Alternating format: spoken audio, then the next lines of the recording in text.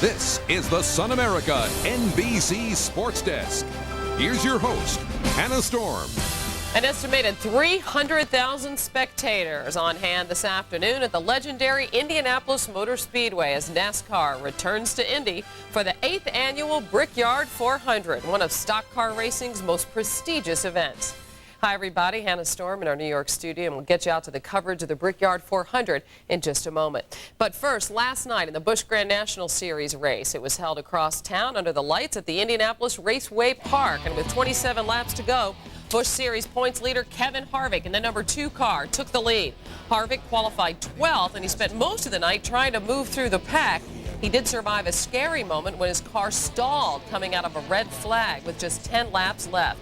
Meanwhile, Greg Biffle in the number 60 car made a bold move on the final lap to claim second place. Harvick, with the victory, ended a busy Saturday with his 4th Busch win of the year. He also qualified 11th for the Brickyard 400 earlier yesterday. That's it for the sports desk. Now let's join NBC's NASCAR team for the Brickyard 400. This has been the Sun America NBC Sports Desk. Sun America, the retirement specialist.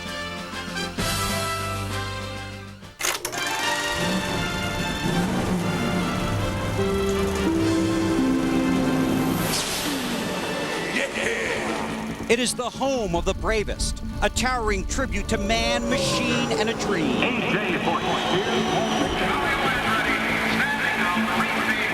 Allen's senior, it's going to win his 4th Indianapolis 500. For the winner here, it is the happy ending that Hollywood had in mind.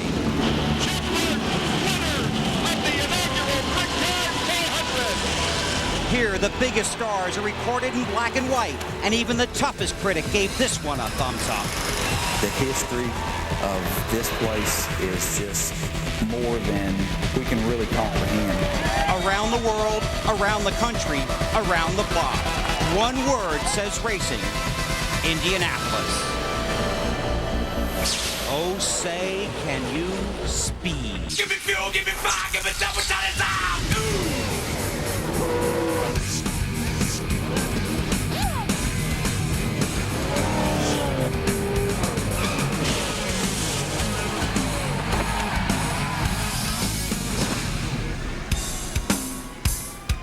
NBC Sports presents the NASCAR Winston Cup Series. Today, it's the 8th running of the Brickyard 400, live from the Indianapolis Motor Speedway in Speedway, Indiana. The foundation for this place was built in 1909. At the time, it was to be a combination racetrack and test track for the growing automotive industry. Today, it remains just that. A track that will test any competitor, and a test that often defines the proud difference between driver and racer. This track is much more than bricks and concrete. It's the cornerstone of motorsports competition. It's more than the race. It's the place, Indianapolis. Hi, everybody. Bill Weber along with Benny Parsons on the NBC War Wagon, bringing you right on into Victory Lane at the Indianapolis Motor Speedway, and this is quite a place. Even when the track is quiet, the roar of great names and great races still echoes through the grandstands. 85 Indy 500s, and in a little over 30 minutes, the 8th running of the Brickyard 400. And Benny, I know you'll want to win them all, but this is one you dream about winning. Bill, when the season starts, the teams look at their schedule. There's 2 dates they schedule, the Daytona 500 and the Brickyard 400. And I wondered which one is more important, has become more important to the team. So this morning, walking through the garage here, I asked that question, and I'm shocked. I was amazed at how many guys said they'd rather win the Brickyard 400. It's big. It's real big, and Bill, I know big. That's right. Now, a year ago, it was Bobby Labonte kissing the bricks here. That's a good thing. His first win in the Brickyard 400, and he raced on to the Winston Cup Championship. Last week, he won at Pocono. 2 storylines that showcase his determination and desire. Here's Bobby Labonte. Talk about someone racing their way into a title.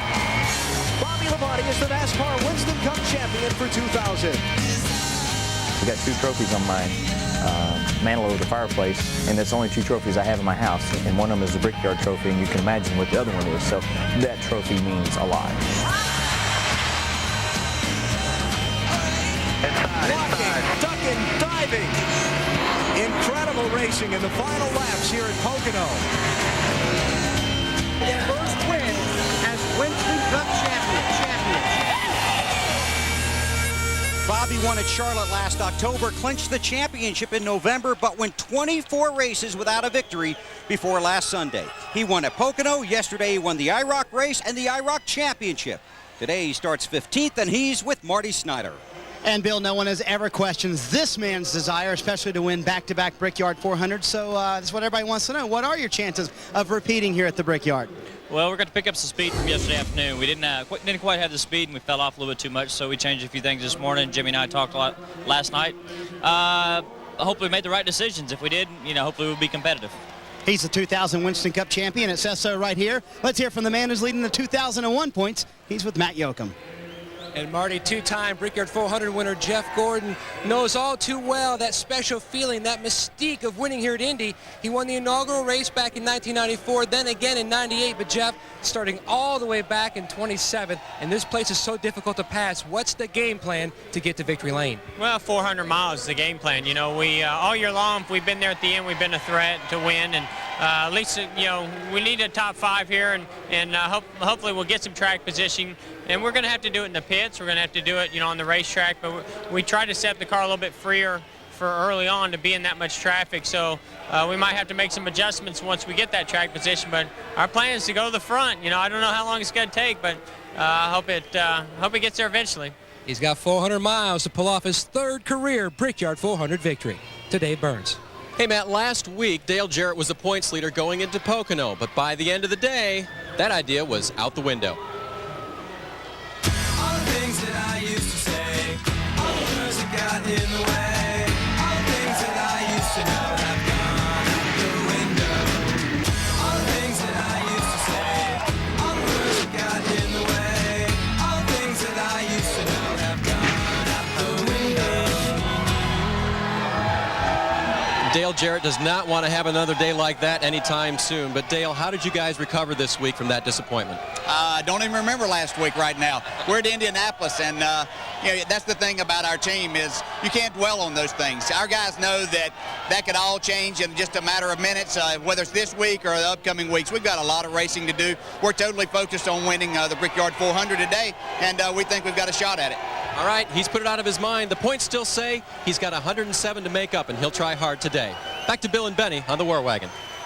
Okay, so last week Dale Jarrett took a hit in the points. Yes, points. All important point standings. And Dale Jarrett is one of the guys I talked to, asked the question, Daytona 500, Brickyard 400, and believe it or not, from Hickory, North Carolina, here's a guy that said he'd rather win the Brickyard 400 because his answer, the driver is a much more important tool here to winning. It is a driver-team combination here. He felt like with the restrictor plate at Daytona Talladega, too much emphasis on the car. Wow. Well, there are 43 seats on the track here. The Speedway admits to having 250,000 seats around the facility. They opened the gates here at 8 a.m. this morning, and you can see what's happened since. But even with all these seats, nobody can see the whole track.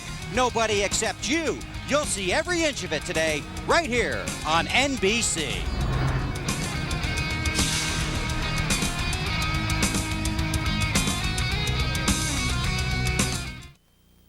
Hi, I'm Jeff Chu from General Motors. Bobby, on behalf of Pontiac, which has been the official pace car of NASCAR for the past 30 years, I would like to congratulate you on everything you've accomplished this past season, including winning the Brickyard 400 and the NASCAR Winston Cup Championship. As a token of our appreciation, we would like to present you with this 2001 Pontiac Grand Prix for you to donate to the charity of your choice. Well, last season was a dream season for me and everyone associated with Pontiac's wide track attack. I'm proud to accept this Pontiac Grand Prix as a token from every one of y'all, and have decided to autograph it and present it to Kyle Petty to assist with effort to raise money for his Victory Junction gang camp.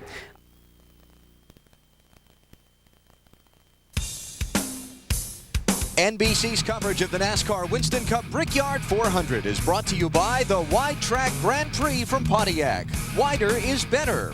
By Lamisil AT, the best way to cure athlete's foot. And by Papermate, at the heart of communication. And now it's time to put the 1973 Winston Cup champion to the test. Benny's going to make a lap here at Indianapolis, and this would be your first lap around the Brickyard. First lap at the Brickyard, and Bill, I'm looking forward to it. Good luck to you, pal. I hope it's going to be good. Let's take a look at our Thunder Motion powered by EA Sports. Let's go down the front straightaway. 3,300 feet. Turn one. Got to get out wide so I can get down to the very bottom of the racetrack. And you can see I did not get down to the bottom. I've ruined this entire lap. But we'll go ahead and continue on. Short chute, 1/8 of a mile across to turn 2. And once again, only 9 degrees banking in turn 2. I've got to get the car down to the bottom. Back straightaway, once again, 3,300 feet. Turn 3, bank 9 degrees as well. I'm going to try to do a better job getting down to the proper line, down next to the white line. Not bad off the corner up against the outside retaining wall. Across that short chute, once again, 1/8 of a mile. Turn 4, critical. Get off this corner down to these straightaways.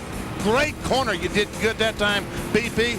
Bill, that's a lap around the Indianapolis Motor Speedway. You made up some time there in 3 and 4, but next year you better come here and test before the Brickyard 400. Would I test the odd or even? You'll test with the odd-numbered cars, I assure you. Have a good day in the air-conditioned booth. Thank you, Bill. Now, that's one lap around this track, but this race is 160 laps around a 2.5-mile surface. Still, the most critical straightaway will probably be Pit Road. It's 2,175 feet long, and these drivers will use every inch of it. Here's Wally Dallenbach to explain.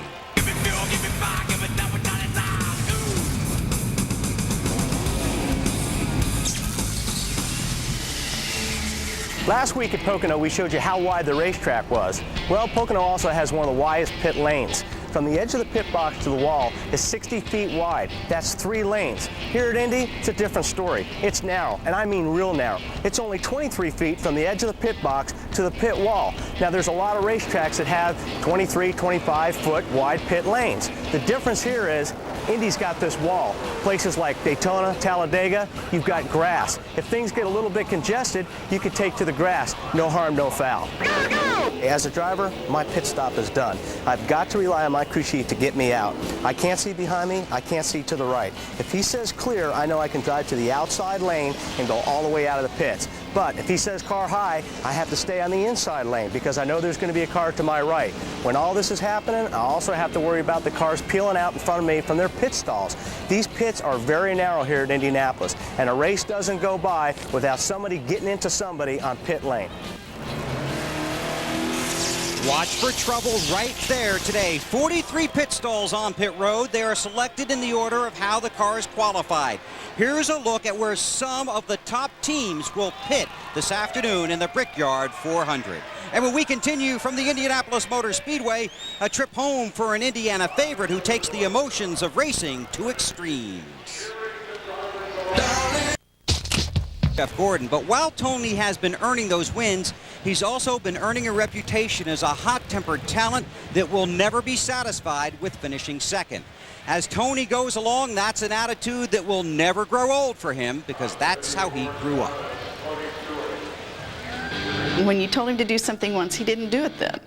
You had to tell him 2 or 3 times, and then you reach a limit. I never thought that my mother could actually break a wooden spoon on me. I spanked him with a wooden spoon. And it broke. And it broke. He's got his knees on my arms, sitting on my torso, and would just tickle me till I cried.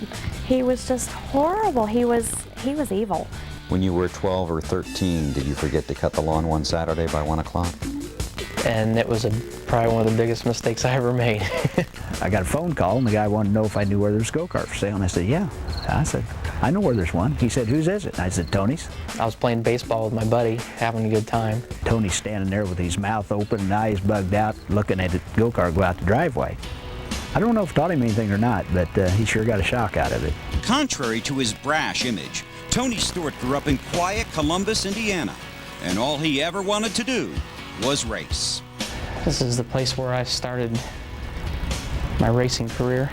I used to have to mow the grass up by the grandstands because my father was the president of the kart club, and so I'd come out here and watch him work on the track, and I'd mow the grass, and then on the weekends we'd race. And chase girls through the grandstands and go get hot dogs. Today, it's Tony who's considered the hot dog, the result of a familiar racing recipe. Winning is good, losing stinks. Every time we got ready to back out of this driveway, I would say, "Can you win tonight?" And he'd say yes. I said, "Good, because when you tell me you can't, we're not leaving the driveway." In our sport, there's one winner and 42 losers, and I hate to lose. I mean, you show me a good loser, and I'll show you somebody that I can beat on a weekly basis. I just got wrecked. I mean, you guys can see it. I mean, what do you need me to tell you for? I always told him to be honest, tell it like it is, don't whitewash it. For those people that had any doubts and thought that I was putting everybody in danger, you're a bunch of idiots because I was the fastest car on the racetrack at the end. It's good for NASCAR. It keeps everybody on their toes. Puts a little excitement in the race. That's what you want to see. It's not always the way I would like to see him express himself, but I don't want him to be dishonest and be somebody that he's not. It seems the camera is always at its best when Stewart is at his worst. Colorful words and vivid pictures have targeted Tony as racing's bad boy. His short emotional fuse can be lit by failure, frustration, and run-ins with racing foes. I can think of maybe 4 instances where 5 minutes of cooling off in your position would change almost everyone's perception of you. Absolutely. Have you thought about that? Absolutely. Our sport's the only sport that doesn't have a cool-down period after the race, and I'd love to see that change. The fans see things that aren't necessarily the way the drivers really are, and they get a false impression. You go at it tooth and toenail for a period of time, and then they expect you to climb out and smile and say, "Gee, that was a nice race. My car was great. My sponsors are fantastic." That's crap. Do you regret any of the things you've done, Tony? Or do you feel any need to apologize for any of them? Everything I do is because I believe in it. Now, I don't throw fits because I believe in throwing fits, but when I throw a fit, it's because I believe I've been wronged or that somebody's done me the wrong way. I say, go, Tony. That's okay. You can fight for it. The bad boy image does fit well with NASCAR. That's why I like him so much. Winston Cup racing in 53 years didn't just become this for no reason, just by smiling and waving all the time. I mean, there's been emotion behind it, and in my opinion, this sport is losing a lot of its personalities. There's other guys just like me, but you worry about being politically correct and saying the right things and worry about upsetting people. If I worried about upsetting people all the time, I'd be miserable. Tony Stewart was raised to win. That's a trait his father encouraged and a trait that his fans love. Now, you heard that as a kid, he never left home without believing he could win. Well, today, Tony Stewart believes he can win without really leaving home. He's 9th on the grid and 4th in the race to the championship.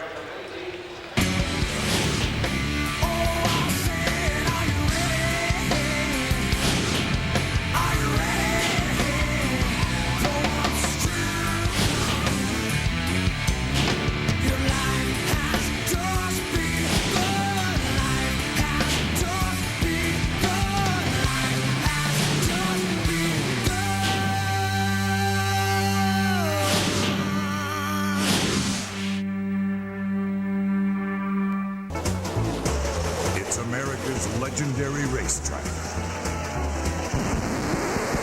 Give me fuel, give me fire, give me that which I desire. And the rock and roll world of NASCAR's Winston Cup.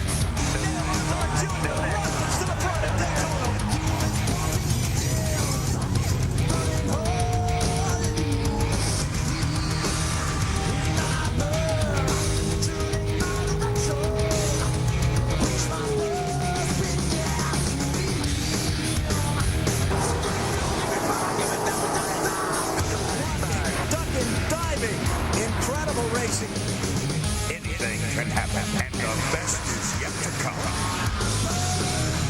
Rated S for speed. No more time for previews. The feature presentation is about to begin. NBC Sports is live at the Indianapolis Motor Speedway to bring you the 8th running of the Brickyard 400 for the NASCAR Winston Cup Series. They used 3.2 million paving bricks to build this racing surface. Today, the purse is $6.7 million. Leading the field to the green flag, 44-year-old Jimmy Spencer. Saturday, he earned his second career pole.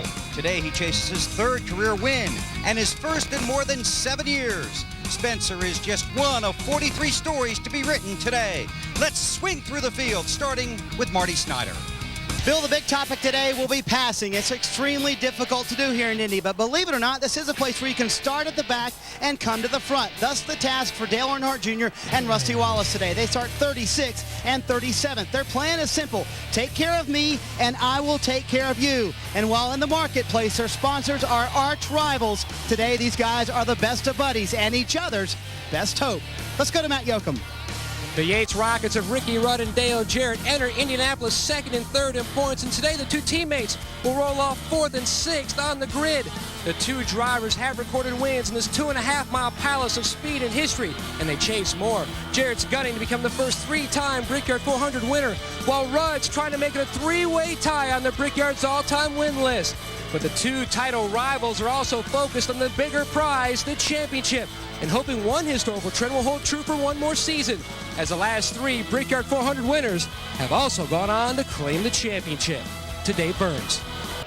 Matt, this has been a tough weekend for Bill Elliott because of something very good. This week, NASCAR changed a rule that gave the Dodges more aerodynamic downforce on the front of their cars. This helps the drivers turn the cars in the corners. This week, that has changed the balance, and now they have to work very hard to get the balance back on the rear end. The teams have been working very hard, and Bill Elliott's team tells me they've had to chase it the entire weekend. They hope they've got it right for the start of today's Brickyard 400. Bill? Thanks, Dave. Gordon, Earnhardt, Jarrett, Rudd, and Labonte, names engraved on a trophy and in racing history. Whose name will be next? Firing of an aerial shell at 8 a.m. this morning was the signal to open the gates of the Indianapolis Motor Speedway. In the past 5.5 hours, fans from around the country have poured into this place. A rainbow of colors and caps. NASCAR fans don't wear their loyalty on their sleeve. They wear the whole shirt. And now, here at the track, as the pre-race festivities continue, a special presentation by the Indianapolis Motor Speedway and President Tony George, a tribute to the 1995 winner of the Brickyard 400, Dale Earnhardt. Riding the GM Goodrich car number 3 from North Carolina, the Intimidator, Dale Earnhardt. With the help of the good Lord and a lot of good people, I made the journey from the old dirt tracks around Kannapolis to the greatest super speedways in the world. When I attended one of my first NASCAR races in 1980 at Talladega, everyone was talking about a young driver by the name of Dale Earnhardt. And while his 76 Winston Cup wins and 7 national championships included many great moments, none were more exciting for me than his win here at the Brickyard on a rainy afternoon in 1995. Let's go racing. Dale was the only person in the garage that day lobbying me to postpone the race until the next day. We later shared a special moment in Victory Lane, and it rained for the next 3 days.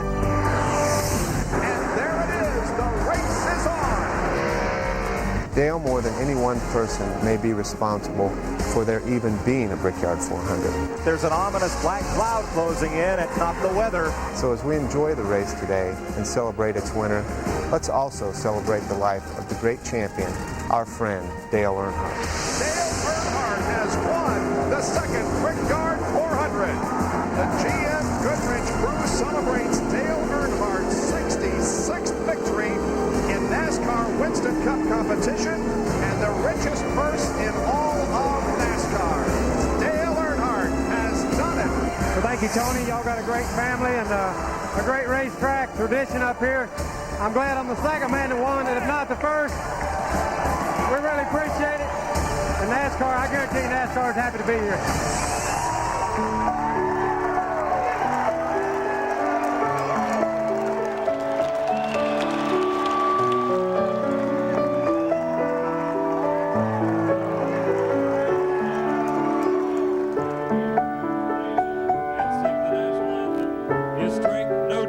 From Indiana University.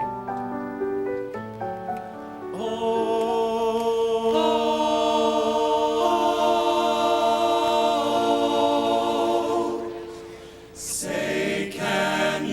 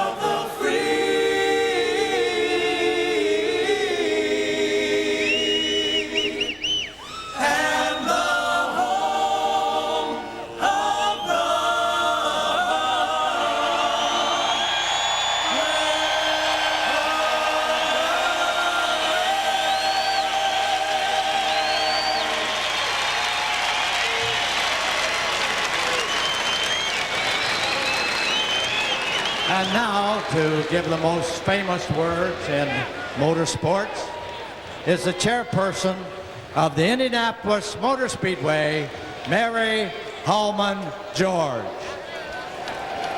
Gentlemen, start your engines.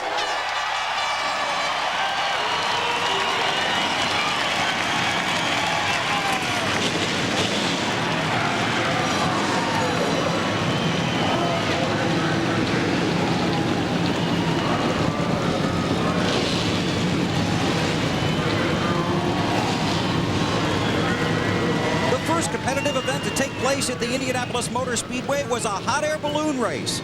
The winner wound up in Westmoreland, Tennessee. Today the race is 400 miles and it ends right where it begins.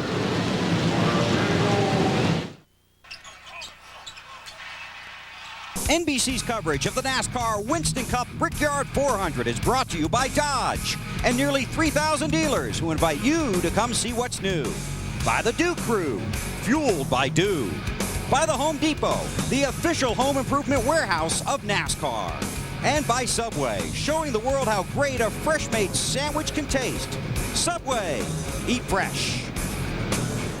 Television cameras made their first appearance at the Indianapolis Motor Speedway in 1949, when the Indianapolis 500 was televised live. Today, for your viewing pleasure, 76 cameras around the track and on board the cars. Now, here are the three guys that called that race 52 years ago. Alan Bestwick, Benny Parsons, and Wally Dallenbach. We'll get you for that, Wilbur. Thanks and good afternoon from Indy. We are about to get to the very best time of the week, green flag time on Sunday, and it's made all the more special by being here at the Brickyard. Let's touch on a couple of quick issues that will affect today's race. Benny, first of all, this track's so difficult to pass on. How will it play into the day?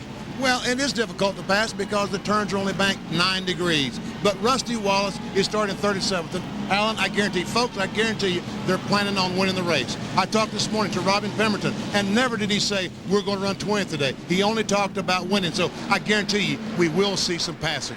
Wally, in our pre-race show today, you talked about how narrow this pit lane is. What happens on pit road today could determine who wins. Alan, I know firsthand what can happen on pit lane. Last year, we ruined a good finish by getting squeezed into somebody leaving the pits. My crew chief said, clear, clear, clear. I went and I ran into the 17 car, and it ruined our day because we did some damage to the front. It's going to be real important to get in and out of pit lane clean today. Strategy will also come into play. Making up positions on pit road could determine who goes to victory lane. The energy of 250,000 people at Indianapolis, incredible as they get pumped up for the green flag.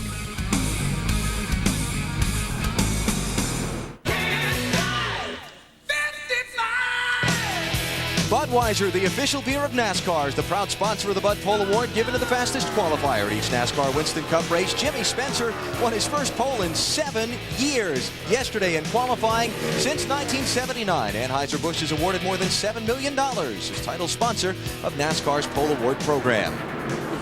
See that bright yellow pace car right there leading the field? Different driver than normal behind the wheel. That's Jay Leno, the host of The Tonight Show, and Jimmy Spencer is trying to push Leno around the racetrack. You think Jay finds that amusing? No, not very. Jay, the honorary pace car driver here for the Brickyard 400. Here's a look at our Walmart starting lineup. 43 drivers set to go. Jimmy Spencer winning the pole in qualifying, but Bill Elliott in the Dodge outside the front row got everybody's attention after the rule change earlier this week. Young Casey Atwood, 20 years old from Nashville, with Ricky Rudd, the 97 Brickyard 400 winner in row 2. Third row, it's Ryan Newman, the youngster driving for Roger Penske, and Dale Jarrett, a 2-time 400 winner. The fourth row, Ricky Craven for Maine, and Sterling Marlin, the third Dodge in the top 10. On the inside of row 5 is Tony Stewart. Indiana boy, let's try to talk to Tony Stewart. Tony, this is Benny Parsons up at NBC. You got me? Yeah, Benny, go ahead. Last night you told us that you had a very good race car. Can you win it today? I think we got as good a car as anybody else does out here. It's just a matter of, staying up front here, keeping good track position, and, hopefully we carry this Home Depot Pontiac to the end. How big would it be if you could pull it off, Tony? I appreciate it. We'll go for it. We'll get one today. All right, Tony. I don't guess you understood me how big you would be. You do not use the access road to But it would be huge. That's NBC, you big dummy. Gotcha. Benny was having a flashback there for a minute. Looking at the rest of the starting field for the Brickyard 400, Jeff Gordon going to come from row 14 if he's going to pick up a third win in this race. Long way to go. John Andretti makes his home in Indiana, considers this his hometown. He's also got a long way to go in Richard Petty's Dodge. A couple of the young drivers in row 17, Stacy Compton from Virginia and Kurt Busch from Las Vegas driving for Jack Roush. Dale Earnhardt Jr. again got the final spot on time trial speed, 36th starting position. You heard Marty Snyder's report. He and Rusty Wallace going to try and tag team their way up through the traffic toward the front of the field. Talladega winner Bobby Hamilton and Ken Schrader in row 20.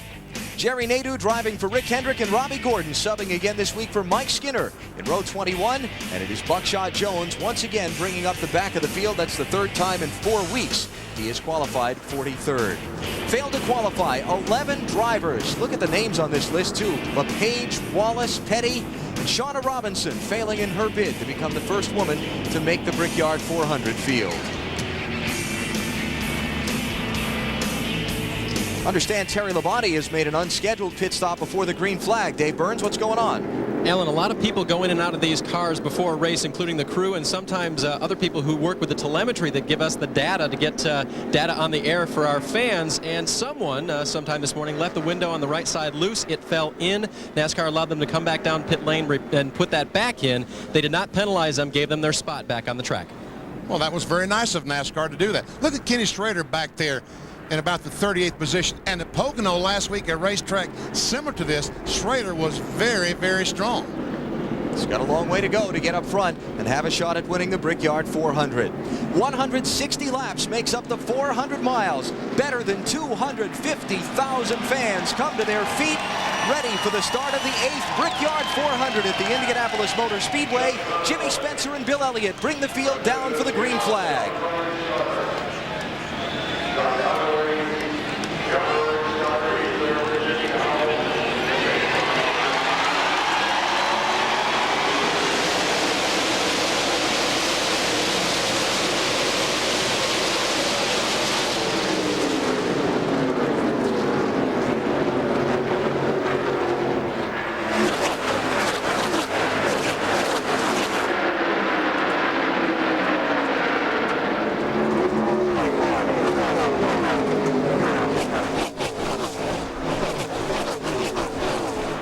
Spencer and Elliott side by side for the lead still to turn 3.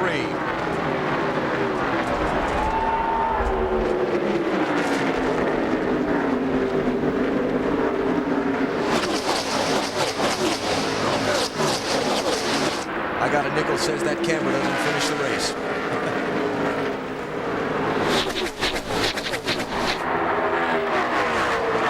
Jimmy Spencer will lead that first lap, and here's Casey Atwood on the inside of Ricky Rudd. Ryan Newman, another youngster, following him through. Atwood to third, Newman to fourth, Rudd back to fifth. Right now, this is the best time to take advantage of those new tires. This is the best your car is going to work because you've got fresh tires on. After you get some laps on, they say, uh-oh, we got trouble. Andy Houston's in the wall. Robert Presley is spinning. 3-4 involved. Mark Martin's in it. It's off turn 2.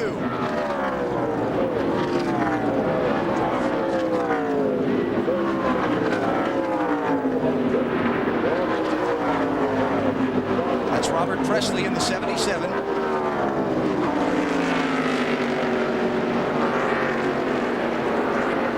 And the field comes back to the caution flag, beginning to reduce speed. Martin started in 25th position. Houston started in 12th. Martin was running in 23rd position last lap by. So way back deep in the field where the problem began. And you wonder, we saw 3 cars involved. You wonder how many more had some contact. It's been a bad week for Andy Houston. Earlier this week, the sponsor McDonald's announced that they would be phasing out its backing of this team after they run just 7 more races, including today, the end of September after the race at Kansas. This team is all done. And McDonald's goes to be a secondary sponsor on the other car owned by Cal Wells. On the Ricky Craven car. Matt Kenseth's got some damage. A lot of damage to Kenseth's car. Wow. And again, as I said, you wonder just how many more cars out there. Matt Yoakum. And Scott Radel has a hammer. They're trying to beat back down the hood. They've got some tape. They're going to try to piece together what's left of the right front corner of Mark Martin's car.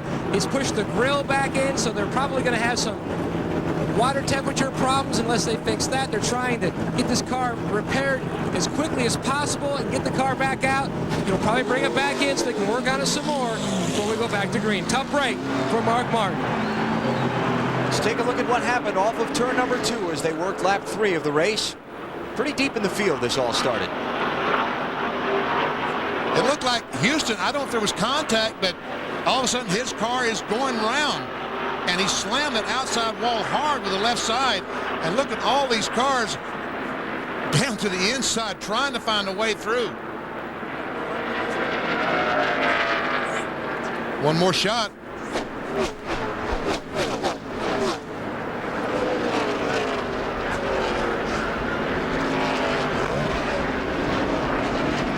Never see Kenseth. His contact was with the outside retaining wall. Yeah, there you go. Just lost it, didn't he? Yep, away. Just broke away from him. And that explains why the 12th place car collected the 23rd and on down.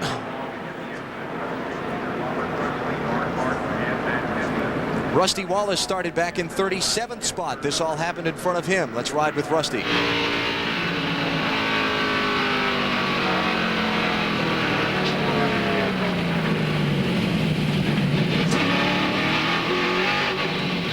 Whoa, Rusty. Almost too soon with the throttle there, Rusty. Worse than a San Francisco morning fog right here.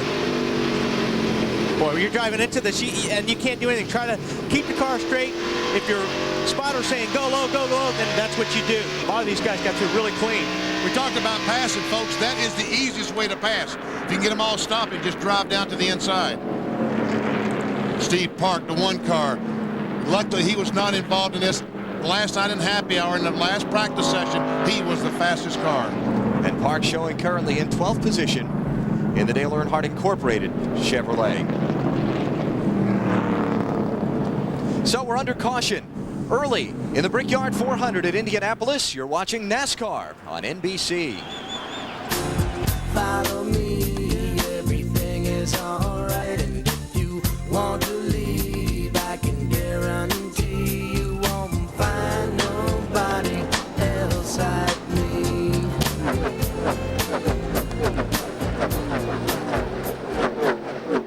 Speedway, the 8th running of the Brickyard 400 is under an early caution. A 4-car accident off of turn number 2 involving Mark Martin, Andy Houston, Robert Presley, and Matt Kenseth. Let's get some updates from pit road. Here's Dave Burns. Dale Earnhardt Jr. pitted while pit road was closed. He will take the penalty because they had a lot of work to do. He was having brake pedal problems. It was going to the floor.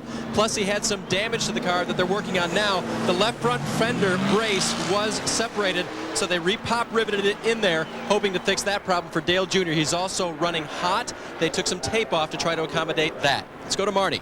They have a lot of damage on Matt Kenseth's car, most of it on the right rear and the right front. That's where the team is working right now. Matt standing right here, and what happened?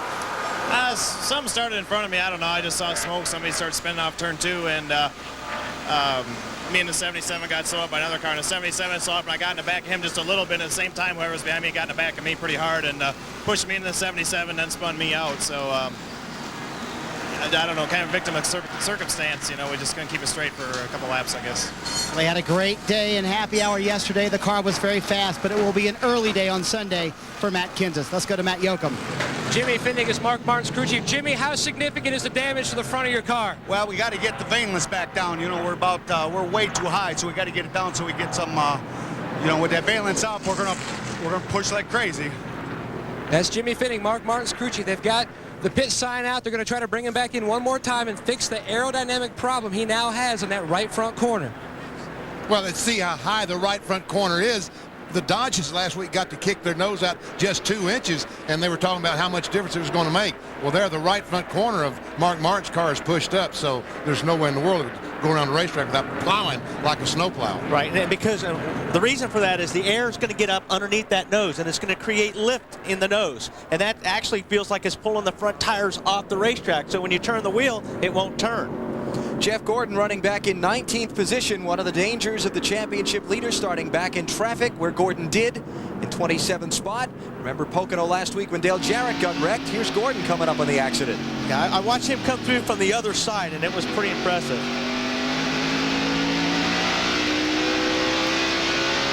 Dale Jr. started back in 36th.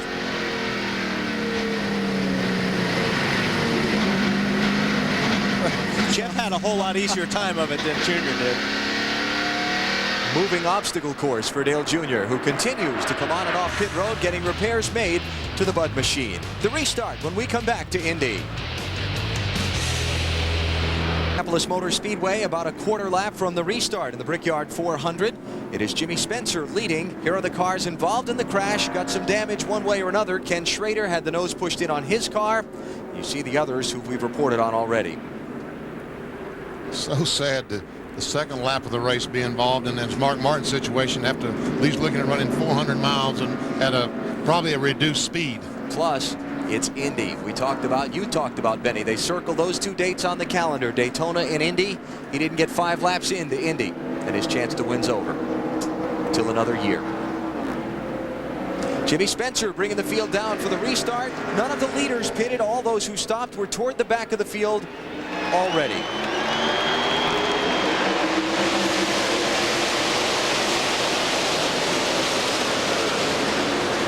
Kevin Harvick trying to get on the inside of Ricky Craven, cannot quite make it. The white 29 was Harvick. Here's Ricky Rudd underneath Ryan Newman. 4th spot to Rudd. Ooh, a little contact back there. Ricky Craven and Todd Bodine bouncing off each other as they race side by side. That's Craven in the orange car blocking to try and protect his position on Kevin Harvick.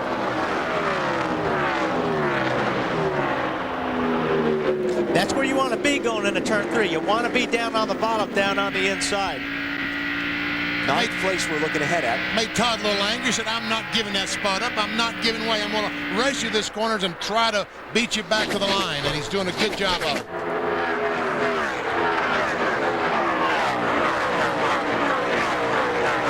And Todd hangs on to that spot. Pretty impressive. Going the high side through 3 and 4 and maintaining the spot. Especially since they both get engines from the same place, Robert Yates Racing.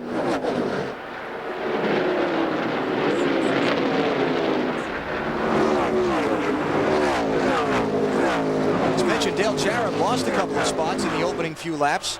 He started in 6th position. He's fallen back to 8th, and Tony Stewart has picked up 2 spots. He started 9th. He's up to 7th. Now, if Craven does make the pass on Todd Bodine, Todd last lap was just trying to prove a point.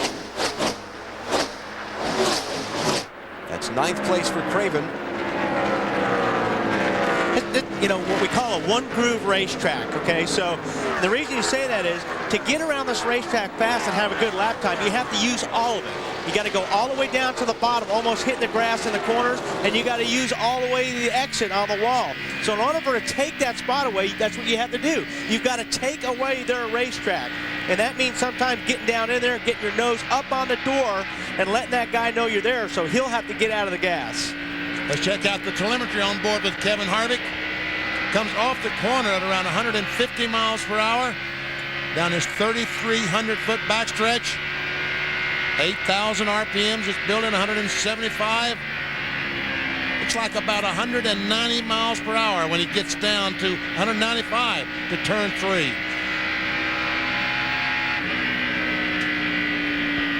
See Todd Bodine in front cannot. Seems to be Todd Bodine having some problems right now, just not able to run around the corners the way that he would like to. But I'm sure that these problems are adjustable during pit stops. And he drove in a lot deeper right there, and it looks like over turn 3 anyway, he was a little bit tighter than Kevin was, but see, Kevin's bringing up a little bit more speed getting through the corner, but he didn't dive it in so hard either. The caution that was brought out at lap 3 was started when Andy Houston spun off of corner number 2 and crashed. Marty Snyder's with him now. And it's been a rough week for this young man. You're okay. What happened out there, Andy? Not really sure. Had an awesome race car. Thing really started off there on the first lap and was sticking really good, turning really good. Felt like we were going to have a good day, and just trying to get to the inside of Harvick there, who was working on my teammate Craven, and the car just jumped out from under me. I don't know how close Park was to me. I don't know if he got in the back of me or whatever, but the car really stuck good the first lap, and you know, I felt like we were going to have a good car today. So it's just a shame. I mean, it's the way this year's been for us. It's been pretty tough, and just like to tell everybody back home that I'm okay, and very disappointed. I mean, first Brickyard 400, you want to come up here and run well. We qualified well. The crew did an awesome job preparing the car, and you know, we're going home early. And the good news is, guys, he was wearing the Hans device.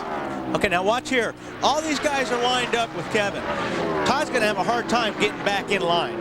The blue car, the 66 on the outside. He's not in the preferred spot. You would not want to be there. Yeah, he got it done there. I take it back. Steve Park had to squeeze out of the gas to keep from running over Todd Bodine. But Kevin Harvick does pick up the 10th position. I think that was more of a situation of Steve Park pushing the nose and going to push up into Todd Bodine and having to back off to avoid doing that. And Steve Park loses a spot to Ward Burton in the 22 car. Todd Bodine falling back a little bit, Bill.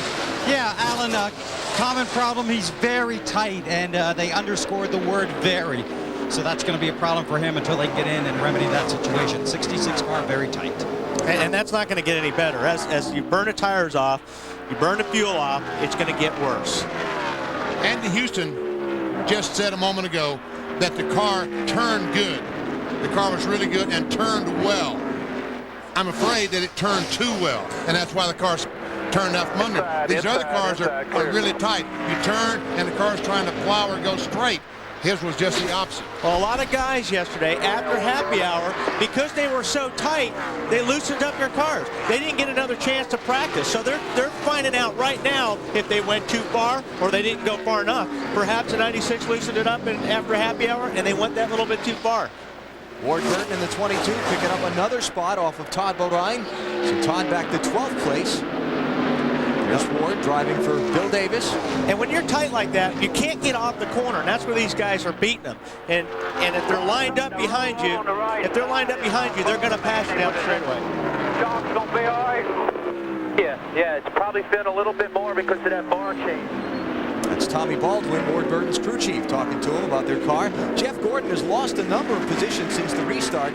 He took the green flag a moment ago in 19th, and he's all the way back to 26th. Jeff's car is tight. By the looks of it right there, see, he can't get the car down to the bottom of the racetrack. That's just simply, it won't turn. And a lot of these Chevys are having that problem.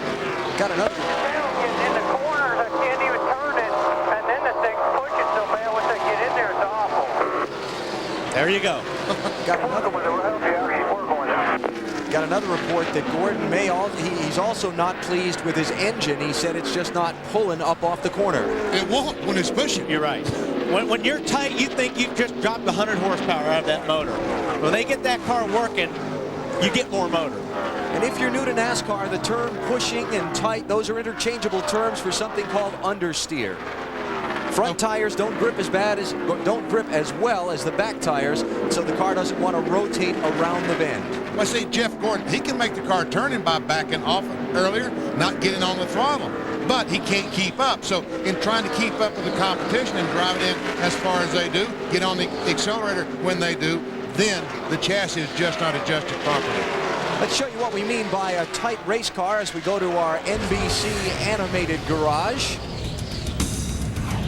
Car goes down the corner, preferred line here at the Brickyard. 9 degrees banking around the bottom of the racetrack. You turn the steering wheel back on the throttle, and that's what we're talking about. It will not go around the corner. That's tight or pushing up off the corner. And what that feels like to a driver is when you turn down in the corner, it's almost like you're hitting a patch of ice in your passenger car. The front tires don't have any grip. When you turn down in there, they just slide. Which one of you were driving that car? Did a good job, didn't I? I was waiting for somebody to take the bait. Let's get more on Jeff Gordon from his pit. Matt Yoakum. And Benny, I think we need to build a new animation, one that shows loose on entry and then tied up off the corner, because that's the problem that Jeff Gordon is dealing with right now. He's a veteran, so he knows just a ride until they will make their first scheduled pit stop somewhere around lap 35 to 37, and then they will fix what the problem is on this number 24 machine. Right now they're discussing whether to use wedge, air pressure, or track bar, but they've got plenty of time to think about it. Now, the last thing you want when you're loose on entry is somebody behind you like the 31 car is, or anybody. I mean, because that's going to loosen the car up even more, taking air off your rear spoiler. Here's a bid for the lead. Bill Elliott inside of Jimmy Spencer. And everyone wondered how would the Dodges run with that extended nose. I think we're seeing pretty doggone good. The 9 and 19, both these Dodges from Ray Evernham Motorsports.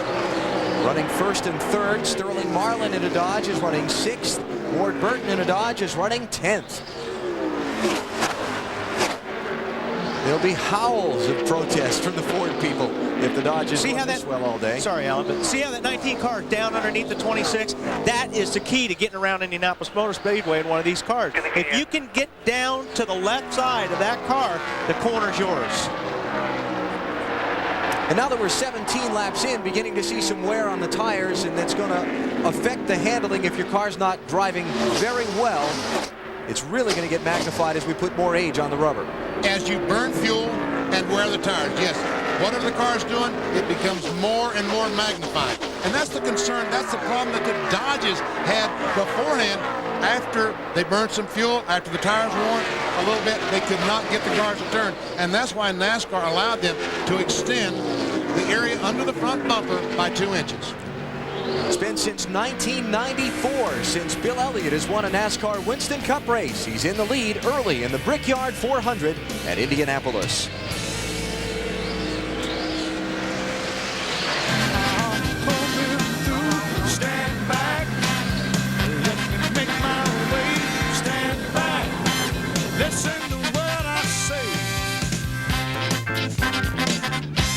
Motor Speedway, the caution flag has just come out over the Brickyard 400. The second place driver in the championship, Ricky Rudd, has got problems. He's off the pace. He was running 4th at the time. He's overheating. Water is coming out the back of the car, out the overflow. In the radio communication with his crew chief, Michael McSwain, he's talking about it, that he thinks maybe a belt has come off the water pump. Bill Weber, what's going on? He believes he's lost the water pump belt, Benny. Exactly right. We heard him on the radio. He's coasting now around the track. He'd also lost his power steering. Sometimes when those belts leave, they take other pieces and parts with them. So very disappointing. Former Brickyard 400 winner Ricky Rudd in trouble here early. The alternator's not charging either. So it got whatever is on the alternator, it is not charging. This is it takes a long time to get around this place under yellow. Can they change a belt that quick, Benny? Well, the concern that I've got, if he's thrown those belts off, how's the oil pump belt stayed on the car? And if he knocks that off, and as he's made 5 miles, but I have not heard him say anything about not having oil pressure. No, I don't think they can put belts on and change belts in a lap. I think he's going to lose a lap. Ricky Rudd in the race for the championship, just 45 points behind Jeff Gordon coming into the race, and he's going to be heading for pit road to the attention of the Robert Yates crew. Along with everyone else. Yeah. 22 laps completed in the race as the field comes to the start-finish line, and most everybody is on pit road. Remember, we talked what happens on the pit lane in terms of track position could play heavily in determining who wins this race. Bill Weber? Casey Atwood, the youngest driver to ever participate in the Brickyard 400, is a little tight off, but it will simply be 4 tires and fuel. Big smile in the Dodge camp. Let's go down pit road to Marty. Bill Elliott is in. He is the leader. He's a little loose in, a little tight in the center. Half a pound into the right front tire. Down on the wedge bolt as well. Jimmy Spencer, 4 tires as well. And Bill Elliott down off pit road to Matt Yoakum. A 4-tire change for Jeff Gordon, the 24 car. He's down and away, but they made 2 rounds of wedge in the right rear. They adjusted the right front fender a 1/4 of an inch. They also pulled out a right rear spring rubber, trying to help this loose condition on the 24 car today. We've already talked about how hard it is to pass here at Indianapolis. Rusty Wallace needed track position, and he needed an adjustment on his car. He was tight. They went down a pound of air pressure in the right right front. They went up a pound of air pressure in the right rear, and those were the only 2 tires they changed. Rusty picked up a bunch of spots. Also Kevin Harvick and Ryan Newman, it looks like, have played a little pit strategy, taking just 2 tires to get out in front. We'll follow up with our reporters down on pit road on that.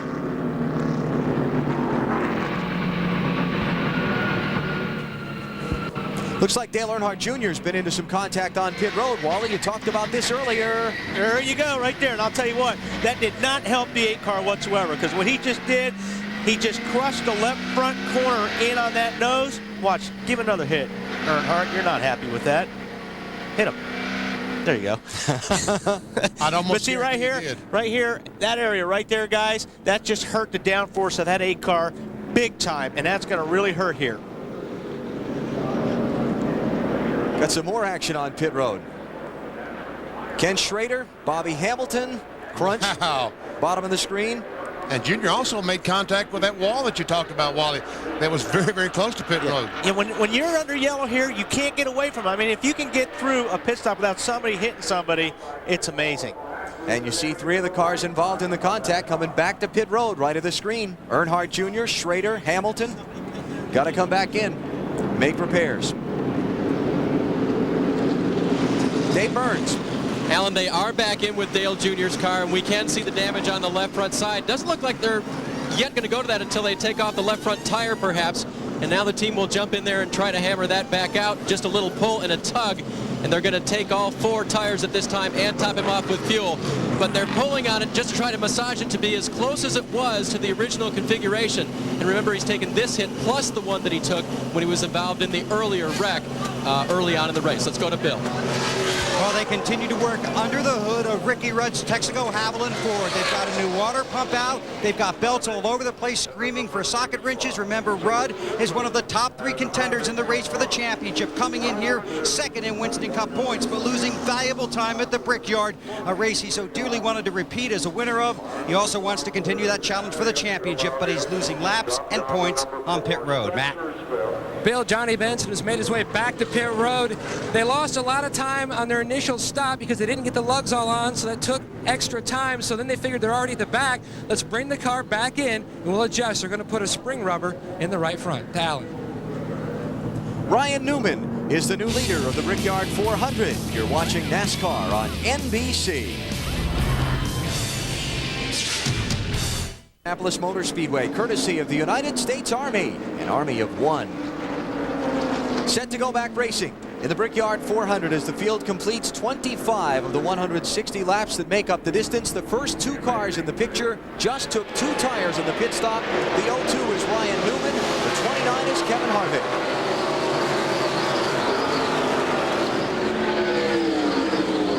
Now the 99 car, Jeff Burton, also another car that just changed 2 tires, trying to get track position, trying to get up front, and Harvick goes for the lead in that 29 car. Bakersfield, California's Kevin Harvick leads the Brickyard 400. His first attempt at this race. This is the car the late Dale Earnhardt drove for many years. Harvick taking over after the tragic accident that claimed Earnhardt's life in February's Daytona 500. And Ryan Newman, the 02 car, a young man, this is his first Brickyard 400. Grew up in South Bend, Indiana. Marty Snyder has more on Ryan Newman's race. Well, it's been a good day so far, even though he just lost the lead to Kevin Harvick. Last time when they came in, Alan, they indeed did take 2 tires. They were a little bit tight. They took 1 round of wedge out. On the radio, Ryan Newman hears the voice of Roger Penske, his car owner, who is preaching patience on the radio and also reiterating today's goal. It is simply experience. Don't worry about if you're leading. Don't worry about if you're running 5th or 10th. Just get some experience, because we're going to storm into this Winston Cup Series next year and take over. I'll tell you what, I'd like to hang around with that 02 pit crew because they're young guys and they very cocky. They tell you how good they're going to do it. They told you how good they're going to do it, didn't they? Yes, they did. And I said, if you do, you'll get paid. By you. By me. But look out. Ryan, careful, the wall out there. He hit that wall on Saturday morning in qualifying, and I truly believe there There's Tony Stewart inside Jimmy Spencer, the pole sitter. That's 4th spot.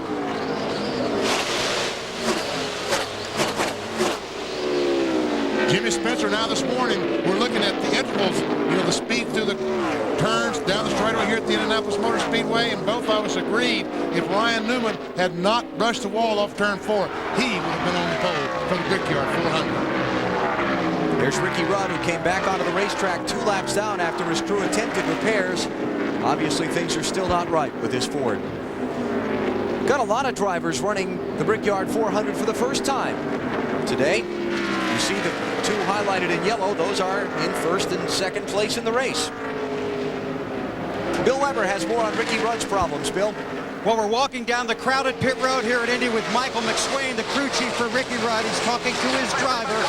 Rudd will have to go back to the garage. The car is overheating. Michael, he's talking to him right now and calling out the shots. How bad is it, Michael? How bad is it? We don't know till we start working on it. We got a cooling problem. Okay, well, obviously it was a water pump problem. They did have the belt knocked off. They were also held for 15 seconds for too many men over the wall on pit road. That led to a very vigorous discussion between McSwain and the Winston Cup official down here. Not very happy. More disappointment, really, than anything else in the 28 pit. And you know what? That's like adding injury to insult. I mean, you know, you lost 2 laps. What's 15 seconds? I mean, I know rules are rules, but still, to me, it's like, hey, man, it's already had a bad day. Why don't you make it a little bit worse? They did. You've never been a referee before, have you? No, I would make a good one. No, I don't think so.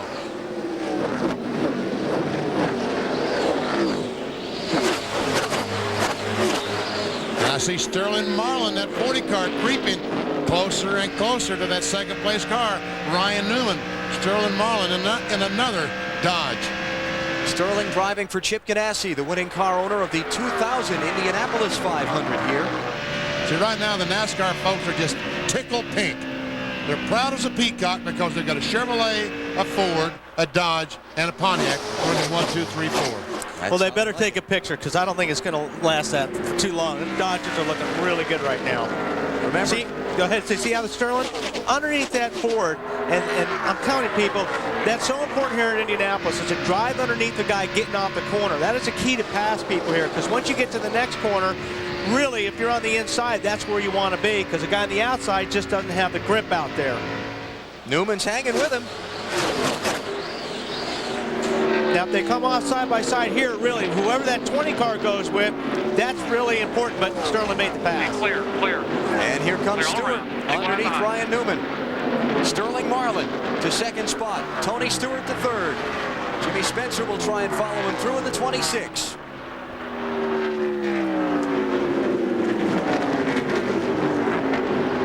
And the point I was just going to make before, Wally, was that Newman only got 2 tires on his pit stop. Marlin and Stewart and Spencer got 4. So they have better traction now that we've run several laps since the restart. Absolutely. And normally it's always that way. 4 tires are going to be better. It's going to give you more traction. This racetrack is what we call very weather sensitive. And this track, when it gets hot, the hotter this racetrack gets, the less grip you have in your race car. So I think 4 tires is always better, except the last pit stop. If you need those 2 tires for track position, then you go for it. Well, every driver wants 4 tires. That's right. Never change 2 tires. Except these young guys. See, Harvick and Ryan Newman, young guys, they don't know. They'll do whatever the crew tells them to do. We're coming up on the 1/4 point of the 8th Brickyard 400 at the Indianapolis Motor Speedway. Kevin Harvick is the leader.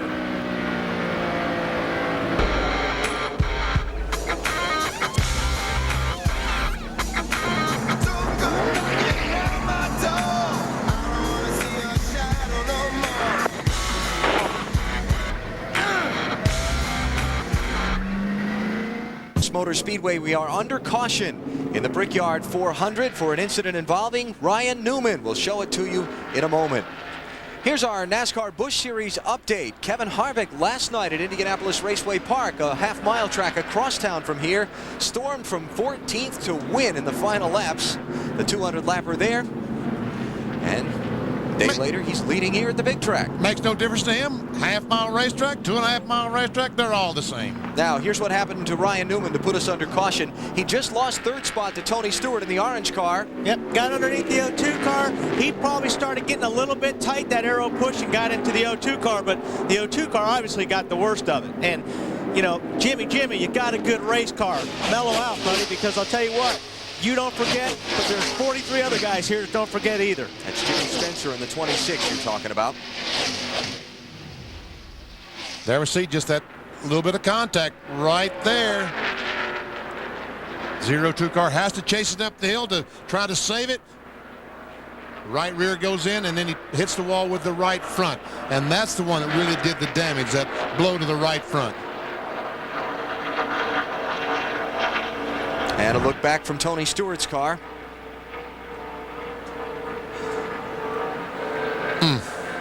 End of productive day anyway for Ryan Newman. Marty? Well, that was part of the patience that they were preaching on the radio to Ryan Newman. Watch out, other guys around you. They do think that Jimmy Spencer hit him. Wally is right. They thought the right front shock was broken. Maybe the right front lower control arm was broken. Both of those are okay. This is how hard he hit. Look at this tire. This is the right front tire. That's paint from the wall at Indianapolis. He hit a ton, and he did hit very hard. A lot of right rear damage for Ryan Newman. Let's go to Bill Weber. And we're on pit hook road here with car owner Robert Yates. He's just returned to pit road after being back in the garage looking at Ricky Rudd. Of course, he owns the 28 and the 88. How bad is Rudd's car, Robert? I mean, they've got to pull engine apart. It's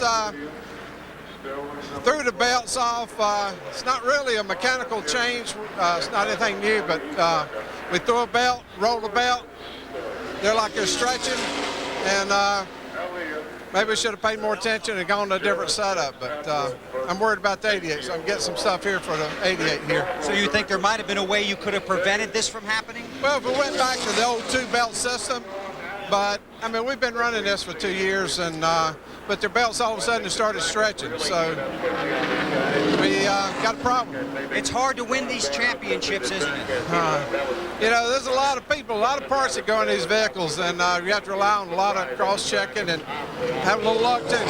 All right, he hustled back out here to pit road with the belt he has in his hand, was talking to Todd Parrott and Dale Jarrett on the radio, updating them on the condition of Rudd's car, exactly what happened there, and to be prepared in case it happens to the 88. Robert's having a Maalox moment. Yes, he is, and he's talking that the belts are stretching.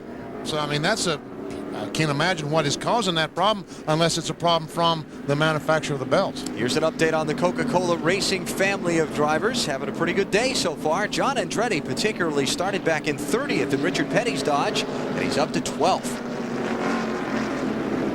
Of course, the Andretti name so synonymous with Indianapolis is Uncle Mario, winner of the Indy 500 in 1969. More of the Coca-Cola Racing family, and we're just about ready to go green here at the Indianapolis Motor Speedway. Flag, green, green.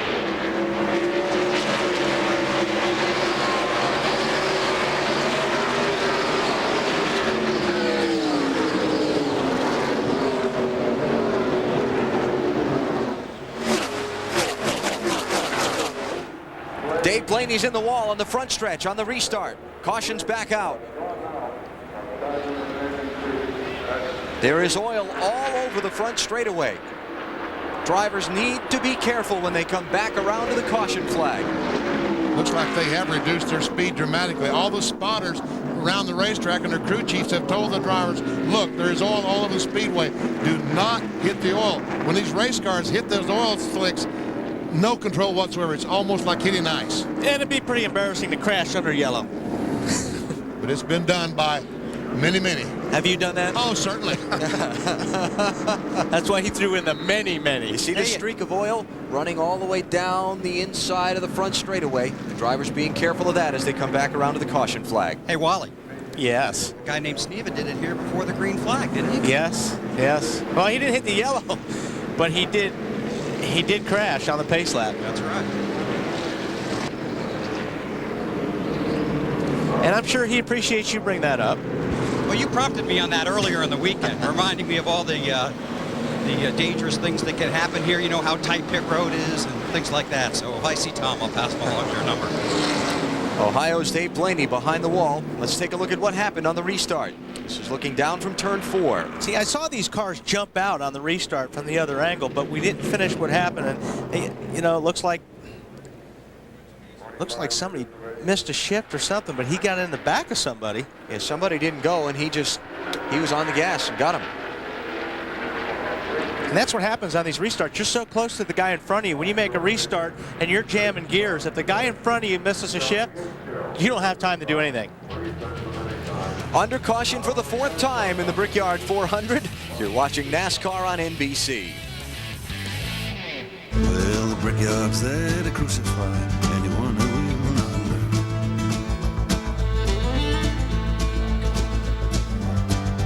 And I sat down in gasoline at the end I cried. When they pitted, they made a track bar adjustment, went down 1 round, and put 1 round of wedge into the 24 car, trying to fix this ill-handling race car. But it's certainly been a big day of struggle for the 2-time Brickyard 400 winner. To Alan Bestwick. Have to put a lot of oil dry down and sweep it up on this front straightaway before we can go green, so we'll take a break and come back for the restart.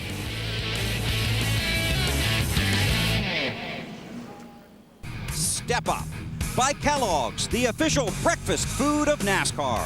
By Circuit City, we know how you feel. That's why we're here. Circuit City, we're with you. And by Pep Boys, all you need to know is where to go. Pep Boys. Log on to NBCSports.com for the latest NASCAR news and results. You can email BP your questions and check out his latest mailbag, which includes close-up looks at Dale Earnhardt Jr., Bobby and Terry Labonte, and Bill Elliott. It's all at NBCSports.com. 2 cars to the garage, Casey Atwood and Dave Blaney's to Marty Snyder. And a lot of damage, Alan, to the Amoco Dodge of Dave Blaney's. And Dave, what happened on the restart? I don't know. They just all stacked up, and I run right in the back of the 21. I don't know. Stupid move on my part. I don't know. Well, it takes a big man to admit that he made a mistake. This car is covered from top to bottom in oil. A lot of damage. I do not think they will make it back into the race today. Let's go to Dave Burns. Well, I'm standing by with Mike Berry, who's the right front tire carrier for Jeff Green today. But last night, he was the right front tire carrier for Kevin Harvick, who won at Indianapolis Raceway Park. And you'd think to the victor go the spoils, all the glory and everything. But, Mike, what happened to the van that all your clothes and credentials were in? We're not sure if it's stolen, misplaced. We don't know where it is. They don't know where it is. We don't. And when you went to argue with the authorities about where it might be, what did you find out? That they weren't listening to you for a very good reason, were they? I couldn't understand you. Say that again. Victory Lane had a lot of beer splashing in it, didn't it? You guys didn't present a very good case to the authorities, did you? No, I don't think we smelled too pretty when the cops showed up, so hopefully we made it through all right. All right, these guys did get some clothes to borrow from their teammates, and now they're in their race uniforms. They're in good shape. Thanks, Dave. Back under green, just past 100 miles. In the Brickyard 400, Kevin Harvick is leading in the 29 car. Sterling Marlin is second. They're 4 deep, back about 30th in line. Jeff Gordon amongst that group as he tries to get on the inside of Terry Labonte. Jeff Green, the 30 car. We just talked to his tire carrier.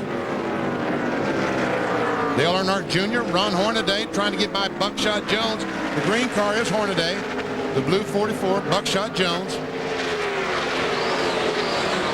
The 5 car, Terry Labonte, is in 22nd position. Jeff Gordon's in 23rd, and then on back behind them. Here's Kurt Busch after 15th spot on Joe Nemechek. Busch in the 97.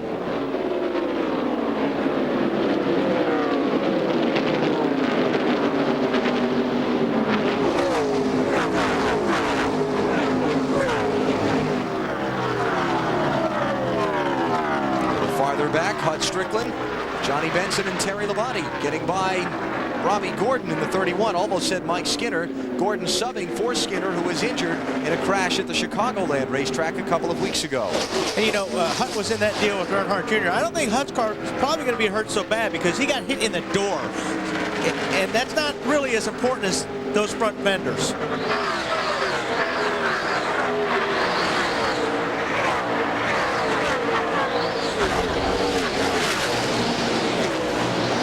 We mentioned Casey Atwood went to the garage a little while ago. Marty has an update on his car. And guys, such high hopes for them coming into the day. They obviously qualified up in the 3rd position. He made some contact on the racetrack with Dale Jarrett, the man who's 3rd in the Winston Cup points. They have some damage to the front end. The damage is actually not that bad. The reason they had to come in is because the water temperature started to go up. They're going to replace the radiator, but they think they may have already damaged the engine. They're going to try it and see if the engine will live for a while. Big disappointment after such high hopes coming in for Casey Atwood. Atwood started in 3rd position. He, along with Dave Blaney, Ricky Rudd, Matt Kenseth, and Andy Houston are all in the garage. Jeff Gordon picking up a couple of spots. And Junior in the 8 car is tagging on to Jeff Gordon. He said, look, this guy's won the Brickyard 400 twice. He must know something. He must know, well, if he knew too much, he wouldn't be back in 20th spot, but... Oh, Junior gets Jeff Gordon up very, very loose. Side, clear behind him. All clear. Check our telemetry and on Dale Earnhardt Jr., Jeff Gordon, Terry Labonte. You can see all these fellas are over 9 seconds behind the leader, Kevin Harvick.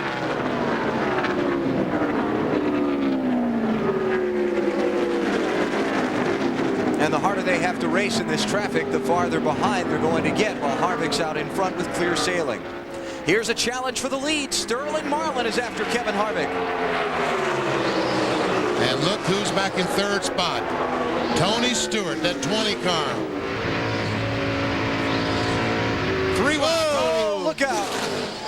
And what happened there was, when they were running side by side, which is where you're real vulnerable when you're down on the inside like Sterling was, when the 20 car came up and took the air off the rear spoiler of the 40, and he had to get out of it because it got him loose. So Harvick hangs on to the lead. Change behind him, Ward Burton in the 22, the big cat car coming at you, getting around Bill Elliott. That'll be for 5th spot. Marlin's going to try again. This time he's through. Tony Stewart has a great run as well.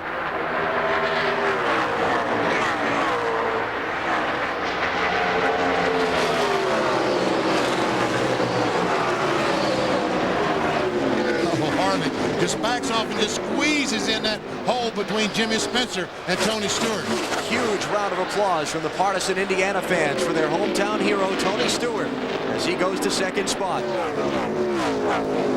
Tony worked with Benny and I on last night's NASCAR Busch Series broadcast from Indianapolis Raceway Park. When we got to the end of the night, he looked and pointed straight at the camera and said, Winston Cup drivers, if you're watching, I'm coming after you tomorrow. And he was correct. Yes, sir.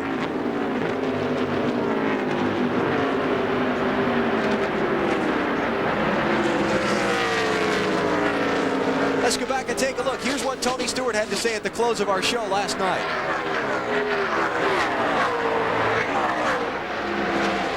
Turn our attention to tomorrow's running of the Brickyard 400 at the other Indy track. Mr. Stewart, starting 9th. What do you think? Really excited. I think our Home Depot Pontiac's a very fast race car right now. I hope all the Cup guys are watching right now because I'm coming after you tomorrow. Oh. He's after you tomorrow. You heard it? And you know, Benny, I tried to explain this to Mr. Parsons early in the week, and he said I was full of it. But there are some guys in this garage area that this is the place. And we've been brought up around the Indianapolis Motor Speedway. And if I had to pick one place to win, this is the place I want my win. Oh, and Tony Stewart as well. Growing up down in Columbus, Indiana, this is by far the place he'd love to have a victory. Well, he'd like to win the Indianapolis 500, but this would be second choice. See 4 drivers who are Indiana-based or consider Indiana their homes. Most of them all now live in the Charlotte area, but this is where they're from, all involved in this Brickyard 400. And Tony Stewart getting closer and closer, and there's that piece of tape, I hope. It's not a banana peel. Tony's getting closer and closer to Sterling Marlin. Oh. I know we've got a long ways to go. We're just past 100 miles. But you know what? Tony's going to see if he can do it. I mean, he's going to see if this aero push thing is really going to affect his car. He's got to get his car right now for when he does want to make that pass later in the race if he has to. He's going to want to lead this thing. He's going for it. Harvick falling back from these two. Remember, he only got 2 tires on the last pit stop they made. And we get more on Tony Stewart's race from Marty Snyder. And Wally, what Tony's been able to do all weekend long is drive in lower than anybody else here. In fact, they've driven in so low every time in the corners here that they have had to replace the skirt on the bottom of the valence 4 times this weekend because he goes in the corners so low that that skirt hits the ruffle strips. You see how low he is, a little bit lower than Sterling Marlin, and that's where they think their advantage is going to be later in the race, getting that little bit lower line, more air on the nose. They think they can pass cars a little easier. And you know what, believe it or not, there's a lot of grip down here. Watching the left front, you go over that white line. There's a lot of grip in the racetrack right there. If you can get your car to do that, you're going to carry more speed off that next turn. If you can just hit that line, if you can get that left front down right to that rumble strip, yes, there is grip. But if you miss it, then you lose the grip. You saw a minute ago Ward Burton making a pass on Jimmy Spencer to pick up 4th spot. Continuing to move forward. Excuse me, that was Kevin Harvick. He passed for 3rd. Sterling Marlin is the leader of the 8th running of the Brickyard 400 in Indianapolis. You're watching NASCAR on NBC.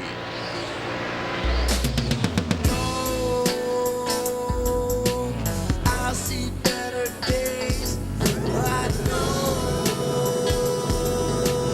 you'll see my way. Glen. Saturday 2 Eastern Busch North Series racing.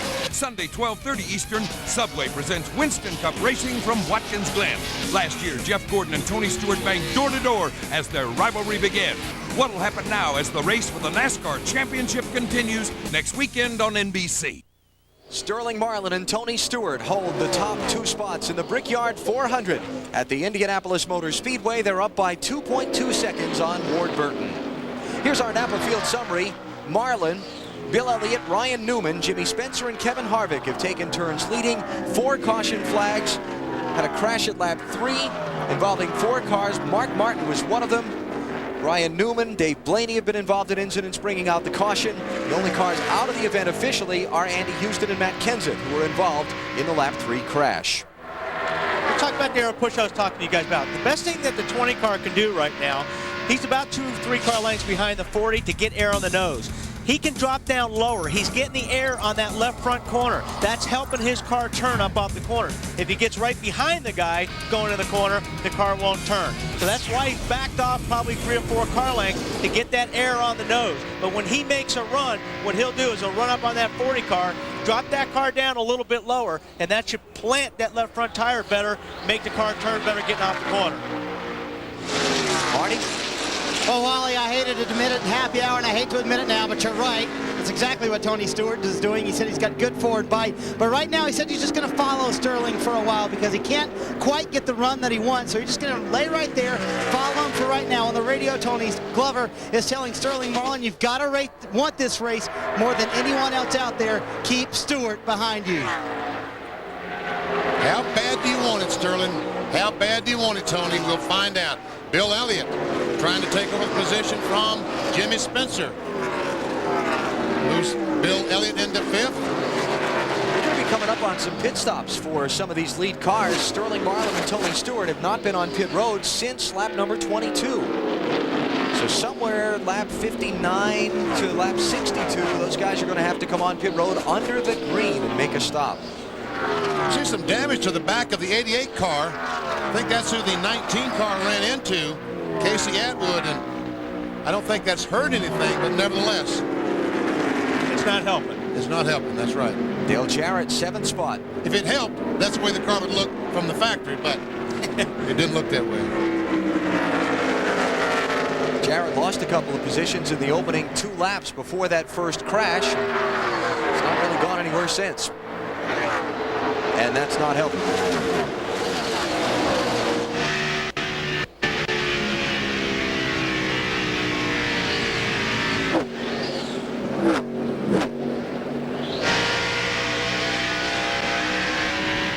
Steve Park is the next car in line behind Jarrett. His name on a lot of tongues in the garage area this morning as a potential winner here today. Yes. See DJ down on those rumble strips like Marty was talking about Tony Stewart being down there and talking about changing those front strips, that black strips on the bottom, on the front bumper. The guy told me that was the 6th one they've had on the 88 car this week. Every time they go on the racetrack, the car was sinking down the racetrack so low, it would grind that rubber strip off, and before the race, they would once again put in a brand new one on the 88 car. And it's not good that you grind that away. When you grind those things away, it takes the downforce away from the nose. Ricky Rudd with problems earlier. His car throwing some belts, causing some engine problems. He's in the garage, not retired from the event. They're still working on it. In the meantime, Jarrett and Gordon are out on the speedway making laps.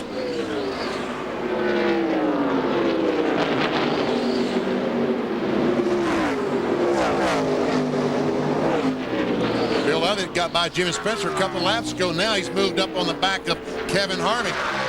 Trying to work on him. 4th and 5th place there. Harvick in the white car and Elliott in the red number 9.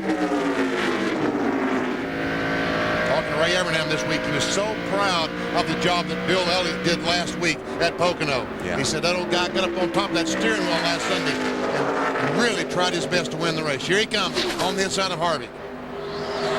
Elliott had a 4th place finish in that race a week ago today at Pocono. Harvick's got a little bit of damage there, it looks like, on the left rear bumper. And Dale Jarrett under Jimmy Spencer, 6th spot.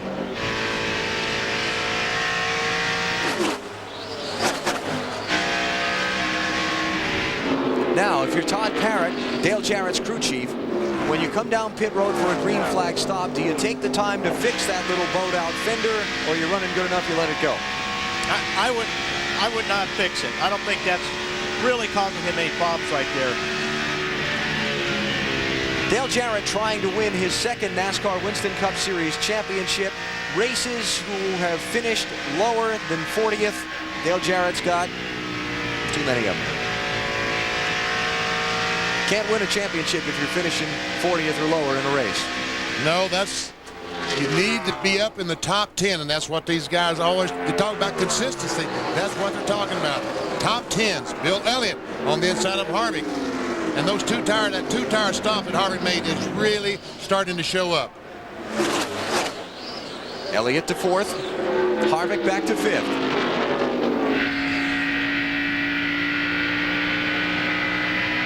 Coming up on pit stops for some of the leaders in the Brickyard 400. We'll take a break and come back to cover them for you. You're watching NASCAR on NBC.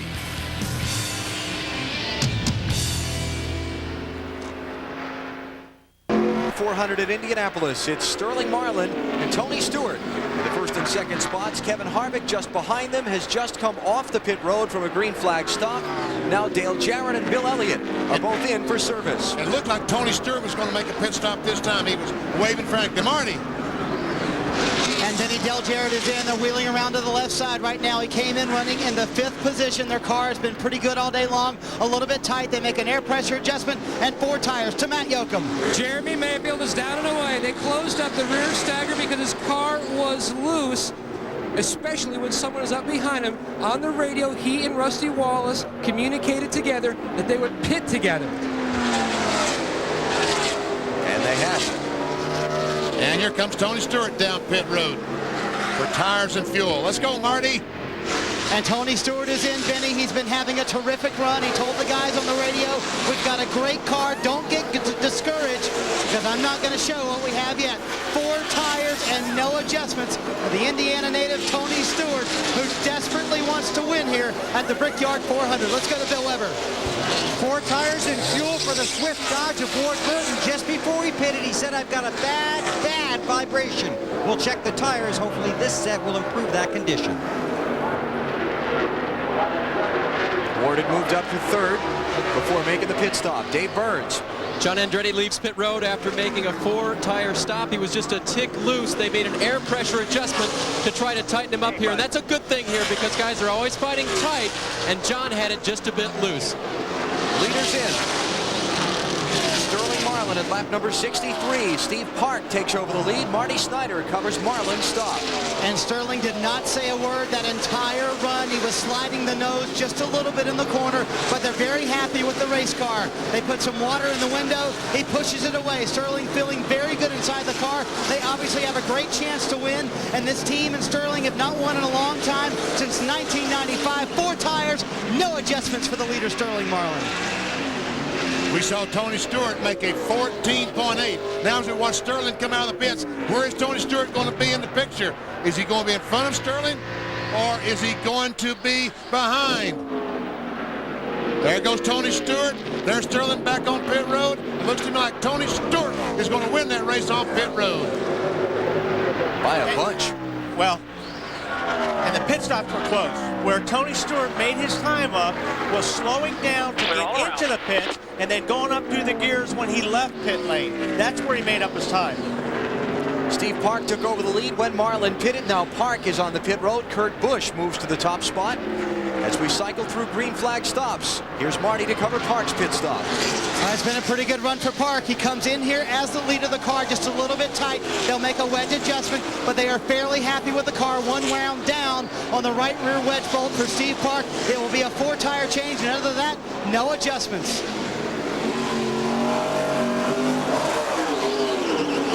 $15.7. 4,100. Good. No problem. No pressure. 4,100 RPMs on the tachometer. No speedometers in these cars, just tachometers. 4,100 in second. That was the pit road speed. Here was our leader, Kurt Busch, coming down the pit road to Dave Burns. Jack Roush's rookie, Kurt Busch, comes in, gives up the lead. They're going to change 4 tires and make no adjustment. The team says the car is perfect, and Kurt so far has driven a great race out there. Kurt started back in 34th. He had moved up to the 14th spot before the stops. 16.7, not bad. Dale Earnhardt Jr. is now the leader. He hasn't come down pit road yet. There's Jr. It's Earnhardt Jr., Bobby Labonte, Jeff Burton, Jeff Gordon, Johnny Benson. Then Terry Labonte, Jerry Nadeau, Jeff Green, Todd Bodine, and Ron Hornaday. Those who were leading that have stopped. Tony Stewart and Sterling Marlin are now back in 20th and 21st positions. Remember, we've got kind of an out-of-kilter sequence of pit stops. Marlin and Stewart had stayed on the racetrack under a couple of subsequent cautions. So these guys like Junior now, they could probably run another 11, 12 laps farther before they'll have to stop. Critical for Marlin and Stewart that the caution doesn't come out before then. Well, actually, it's probably not that big a deal because they stayed on the lead lap. Yeah, that's right. And they would not mind at all if the caution flag came out, because they would probably stay on pit road, just assume the lead when all these other cars made their pit stops. So Dale Earnhardt Jr., who's had a somewhat adventurous day, started back in 36th position. We saw the contact earlier he had on pit road when he made an early stop. He and Hut Strickland got together, damaged the left front fender on his Chevy.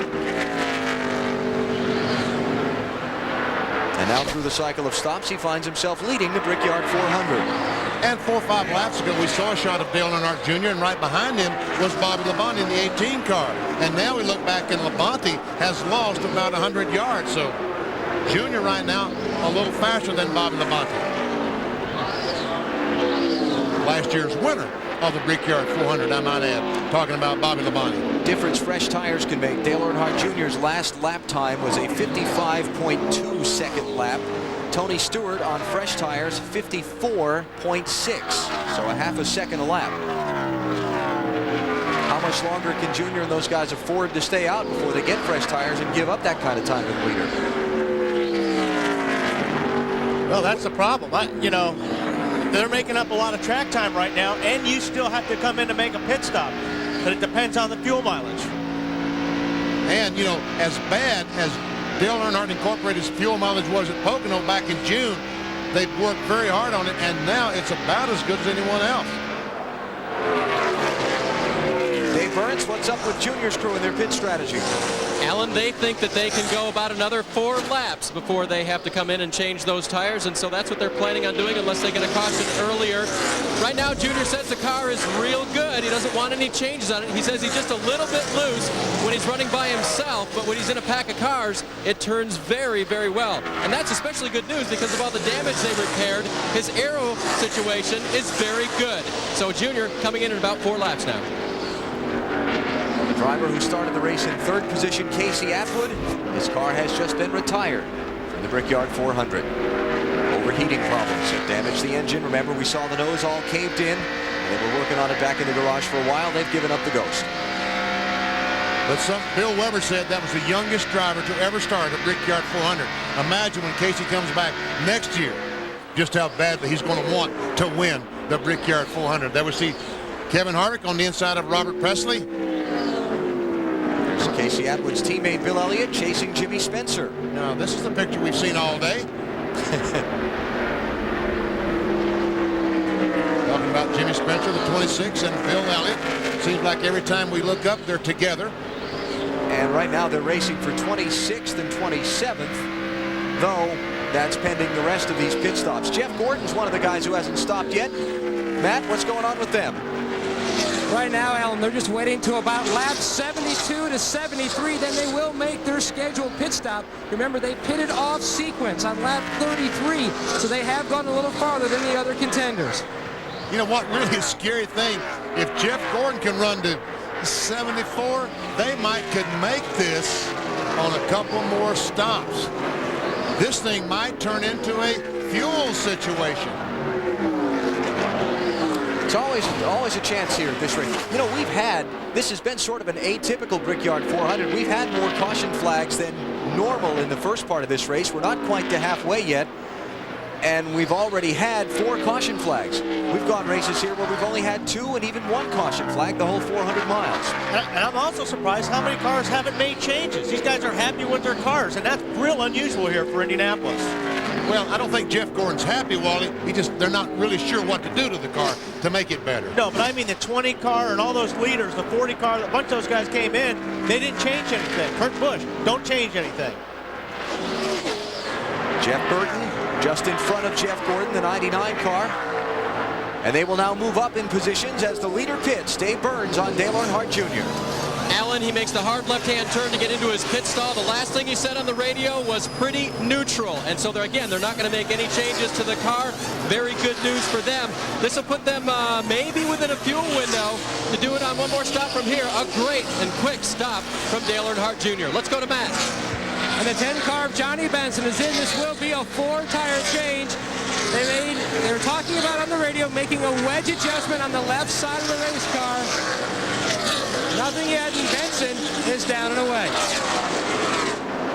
Michael Waltrip also on and off pit road with Benson as Johnny leaves. Giving James Dean a ride today. See, Johnny Benson's car does not look normal. Bobby Labonte is the new leader. Jeff Burton moves up to 2nd. Jeff Gordon moves up to 3rd.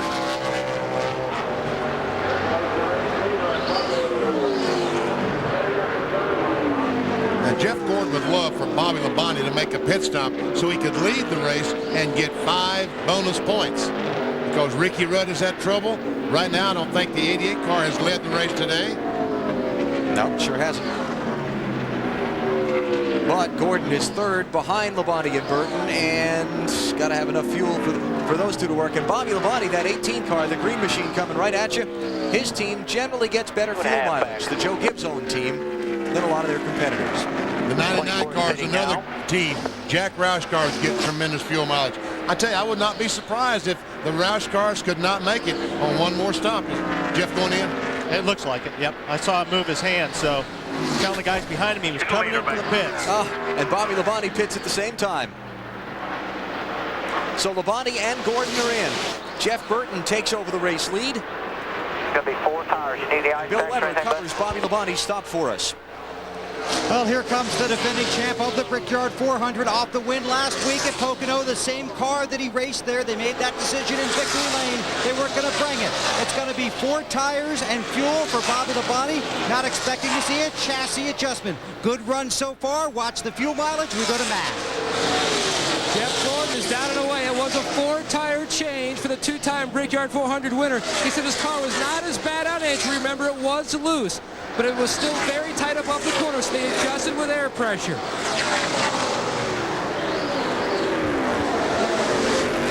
And Jeff Burton still holding the lead and has not yet come to pit road. I'm telling you, Jeff Burton can make it on 2 more stops. The next one he's going to make, and 1 more if this thing should go green the rest of the way. Yeah. 495, that's great. And he ran 54.95. That's not bad. See Jerry Nadeau coming off pit road to the inside of Jeff Burton there on that little access road inside turns 1 and 2.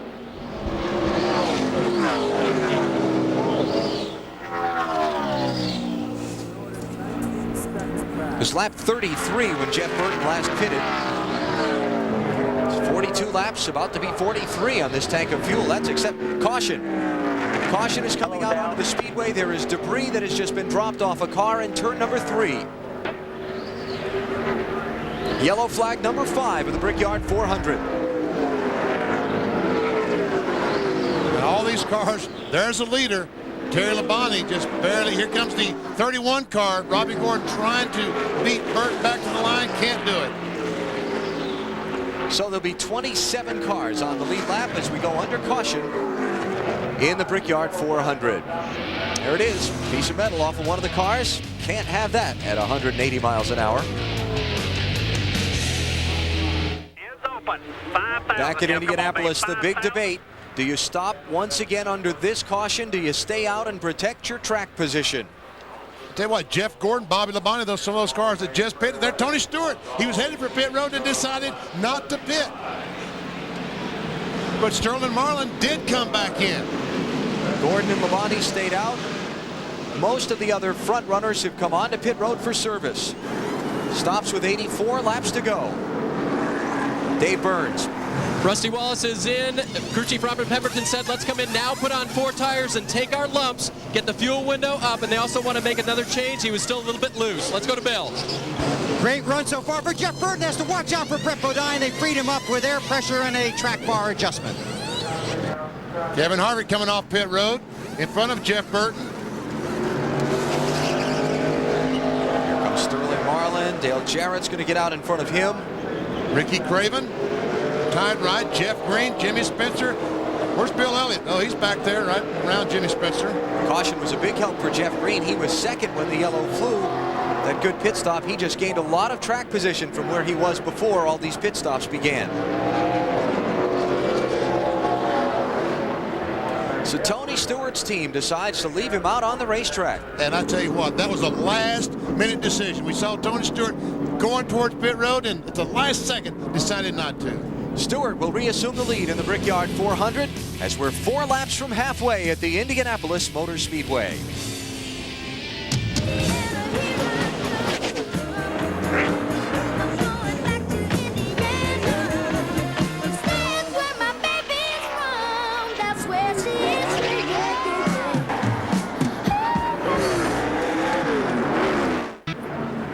At the Indianapolis Motor Speedway, the 8th running of the Brickyard 400 is under caution for the 5th time. A piece of metal off of one of the cars on the back straightaway has brought the pace car out in front of the field.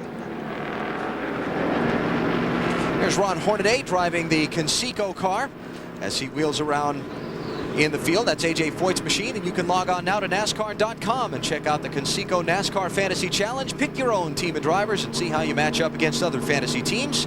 You might just win a replica of the number 14 Conseco Winston Cup Pontiac. Ron is running in 34th position, and he's just ahead of the leader, Tony Stewart. We're going to have one of those odd restart situations where the leader's back in traffic. We'll set it up for you when we come back to Indy after this.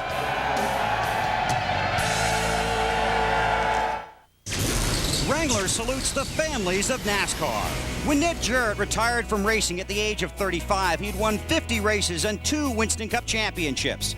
Ned didn't push his sons into racing, but one of his biggest thrills was calling Dale's victory at the 1993 Daytona 500. Dale Jarrett's going to win the Daytona 500! In 1999, the Jarrett family celebrated a second series champion, and now Dale's son Jason hopes to add a third generation of NASCAR stardom to the Jarrett legacy.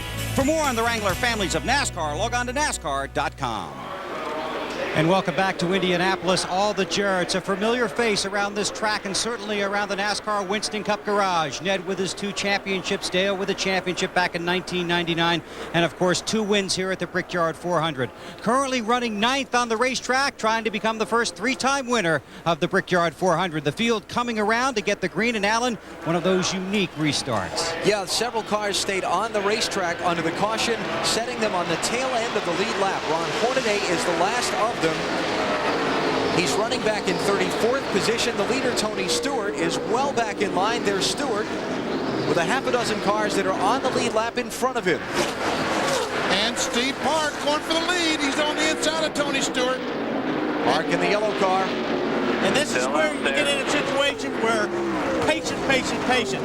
Tony Stewart, Park, they want to get through these cars as quick as they can, but it gets really bottled up. And this is where you got to be really careful, where you get into a situation like we had last week at Pocono, where Dale Jarrett got caught up in a wreck that started in front of him on a restart just like this. Michael Waltrip in the 33rd place as Park looks inside of Stewart for the race lead. He's got it in turn 4. And somehow Tony Stewart gets down between Steve Park and Dale Earnhardt Jr. Halfway through the Brickyard 400, 200 miles down. Look at Jeff Gordon down low on Dale Jr. and Kevin Harvick. Uh-oh, something's got to give.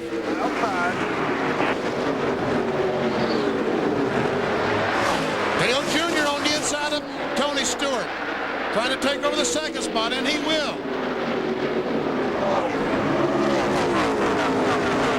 Stewart to 3rd, Jeff Gordon is 4th, Kevin Harvick is 5th. Here comes Dale Jarrett on the inside, 3 wide.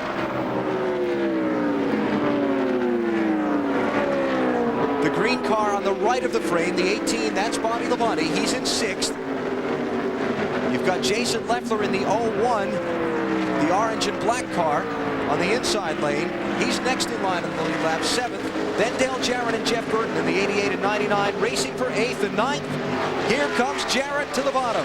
He turned her left and turned under Jason Leffler and the 14 car, Sterling Marlinford. Here comes Jimmy Spencer.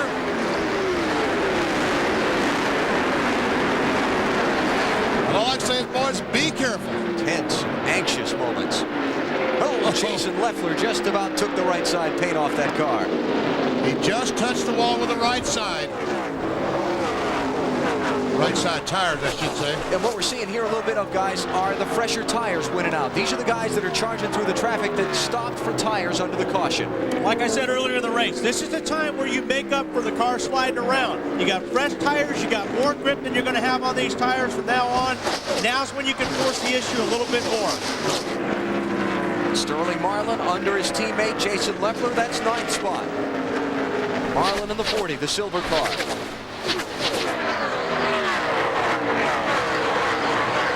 Jimmy Spencer's down underneath the 01 car on Jason Leffler. I'm a little surprised the 20 didn't come in. There again, Benny, we always talk about the tire thing. Why not come in and put 4 tires on it? Everybody else behind you did. Well, because he's got to stop twice more. If he had stopped then, evidently he had to stop twice more, another time after that, twice more after that. He could not make it on one more stop, so he decided to stay on the racetrack. Ricky Craven chasing Jeff Burton for 11th spot. Burton in the 99, Craven in the 32. As Burton goes through Jason Leffler in the 01. That's for 9th. Let's find out what Tony Stewart's crew chief was thinking with that last call. Marty Snyder's with him. Well, Zippy, a lot of cars behind you with fresh tires. Why didn't you come in? Well, we only had 10 laps on our tires, and if I pitted, I still had to stop 2 more times. Now I still have to stop 2 more times. I didn't really want to give up all that track position. Our car's been pretty good in the long run.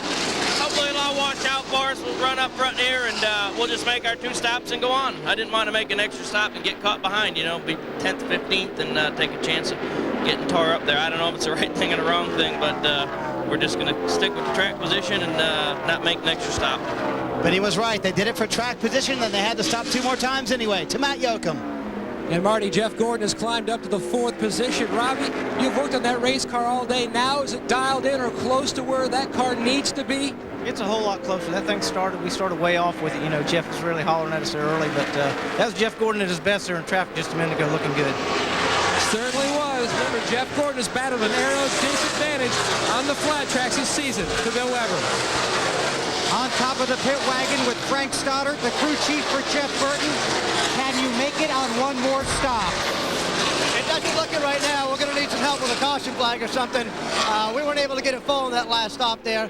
The catch can was a little bit light, so we're really going to be probably about 2 laps short right now. But maybe with some cautions, you never know. It's a long way to go. I'm not counting on anything right now. Okay, not gambling right now. Dave. Greg Stedman jumped underneath the 43 car of John Andretti. Greg, what adjustment did you make there at the end? Just a shock adjustment, you know, trying to get him a little bit better there. You know, that set of tires we put on under green didn't seem as good as we had anything all day, so we come and got 4 and tried to do a little bit of adjustment here to make it better. All right, and you can make it on fuel now with one more stop? Yeah. Very good. They split their pit window in half by doing that, coming in laps, and they only lost 5 positions on the track. John Andretti back in 23rd position. And Frankie Stoddard said, Your Honor, I'm not lying. I'll tell you I'm not lying. But Frankie, you are lying. You can make it on one more stop. Benny, I agree with you on that. It's not necessarily what he said, it's kind of how he said it. Exactly. Yeah. Crew chiefs would make bad people to play poker against, because they can bluff with the best of them, especially when you put that TV camera on their face. And I talked to Frankie this morning about fuel mileage, and he would not give me a direct answer. He danced all the way to downtown Indian back and never gave me a straight answer. Ricky Rudd is back on track. You see him in the star car there, the 28 machine. He's 53 laps down after repairs to the engine of that Ford. Dave Blaney has also come back after repairs from his crash earlier. He is 43 laps down. Blaney showing in 39th position, Rudd in 41st. There's the leader, Steve Park. Up by 0.8 of a second on Dale Earnhardt Jr. with Tony Stewart, Jeff Gordon, and Kevin Harvick making up the top 5. You know what, Tony Stewart's running just as fast as that, a little bit faster than the leader, so good call, Greg. There you go. That's Hut Strickland in the 90 car that Tony Stewart is just about to drive under.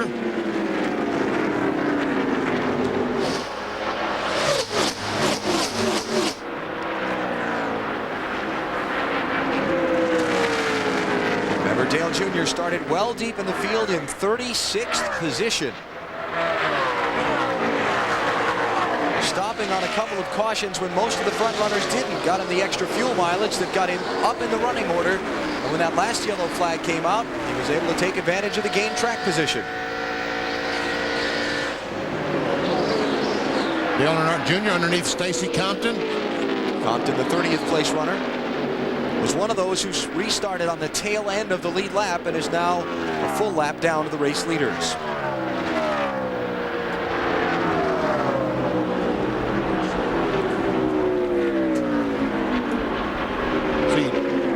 Our bubbles go on top of the 24 car of Jeff Gordon, 29, Kevin Harvick, and Dale Jarrett, the 88 car. This is our NBC race chase.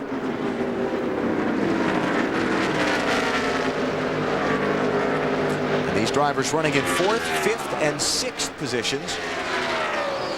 They're running Indian file right now, if you didn't know that, Benny. What is that? That's what I was told, the term of what happens when they run like that. It's called Indian file.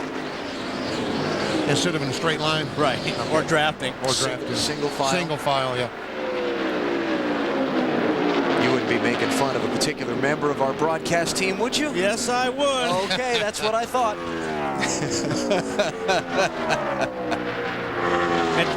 See the relationship between Jeff Gordon and Dale Earnhardt Jr. just at the bottom of your screen. Jr., the 2nd place car.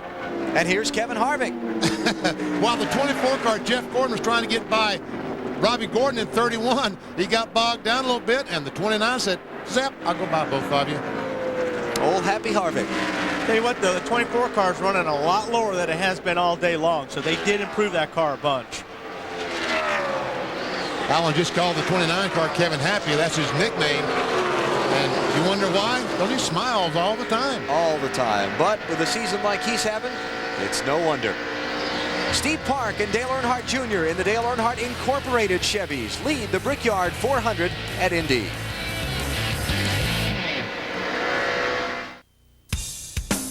NBC's coverage of the NASCAR Winston Cup Brickyard 400 is brought to you by the Wide Track Grand Prix by Pontiac. Wider is better. By UPS, the official delivery company of NASCAR. We want to race the truck. People love the truck. By Wrangler, real, comfortable jeans. And by Budweiser, with the crisp, clean, refreshing taste you'll find in no other beer. This Bud's for you. At the Indianapolis Motor Speedway, coming up on 250 miles into the Brickyard 400. You're looking at the race for 5th position. Dale Jarrett trying to hold off Kevin Harvick and Bobby Labonte. Jarrett has just moved through Harvick to take that spot from him. And Sterling Marlin tagging on the back of that. Find that rhythm, nice and smooth. There you go. Find that rhythm, DJ. Todd said, just be nice and smooth. You got the horse. Just be nice and smooth with it. And because if you're not, Benny, like I said earlier, if you miss your mark just a little bit here and you got to get off the throttle, these guys are by you. This track is really, really tricky. It's a momentum racetrack, and you really got to keep your momentum up by hitting all your marks. While Kevin Harvick chases Dale Jarrett, his teammate Robbie Gordon has just had some misfortune. Here in Indianapolis, Gordon in the 31 car subbing for Mike Skinner. This week is back in 32nd position. And he has altered the cosmetics of that machine. Oh, the 92 car almost hits the wall. Here comes Robbie Gordon, and there we see. Looked almost identical to the 02 car of Ryan Newman in qualifying. Looking ahead from Sterling Marlin's car. That's what we call losing grip coming out the corner.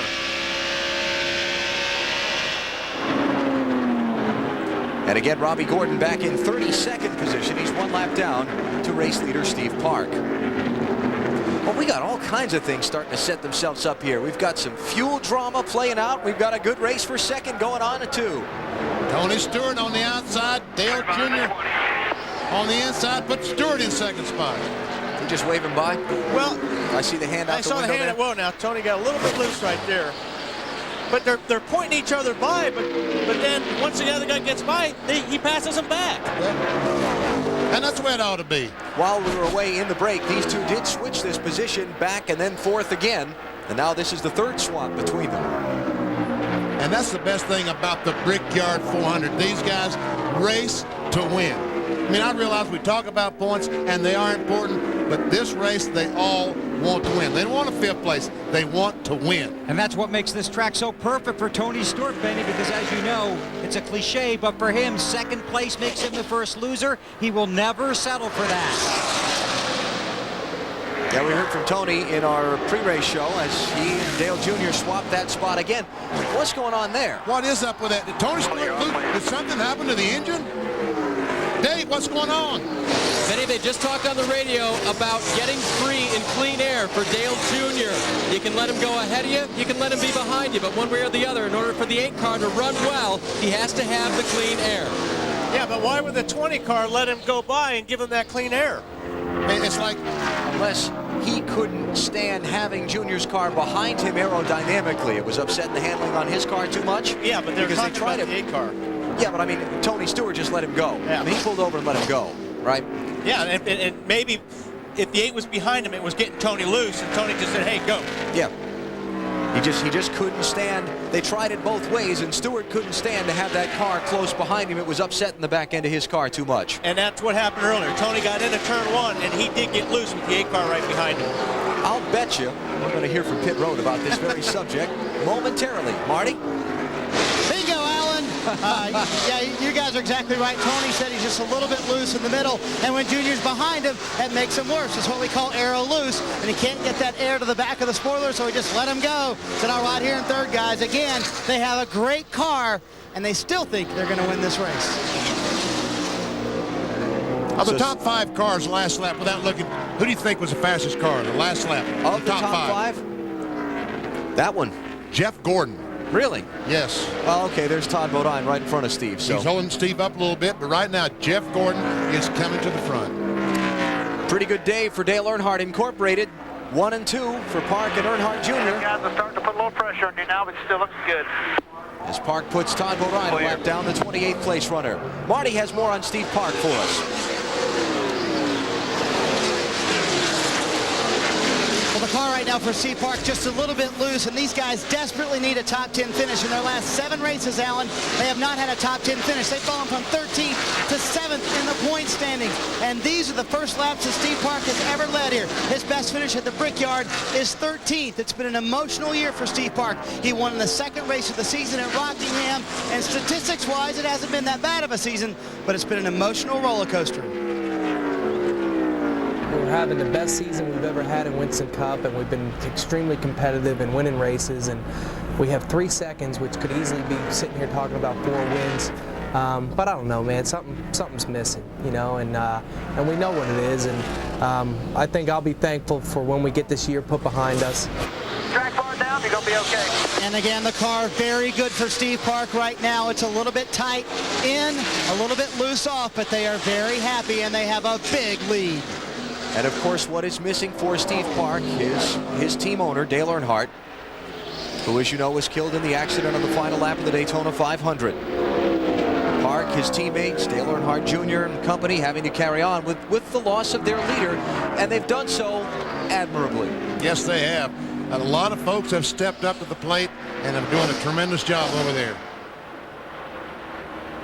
Tell you what kind of an influence Dale Earnhardt was, not just on his team, but on the sport in general. One of the sayings going around the garage area, anytime something's gone wrong for the sanctioning body this year, NASCAR, the sort of dark joke has been, is because Dale Earnhardt wasn't there to tell him how to do it right. Look at this. Kurt Busch, Jimmy Spencer, left and right, now right and left. Ward Burton, the 22 car. Ricky Craven, the tied ride. This is from 9th place on down. All these cars lead lap machines. And there's Jeff Burton back there, that 99 car. Great run for Kurt Busch, Dave. He's up to the top 10. Sure is, Alan. And remember, the Roush guys got together yesterday afternoon and made some major changes for the 97 car and the other Roush cars. It ran a whole lot better. And they have made no changes all day. And in the last stop, they changed 4 tires and again did not make any major changes at all to Kurt. He's very happy with the car. Of the 4 Roush cars, Jeff Burton and Kurt Busch are both running in the top 13. Mark Martin and Matt Kenseth both damaged in a lap 3 crash. You're watching NASCAR on NBC.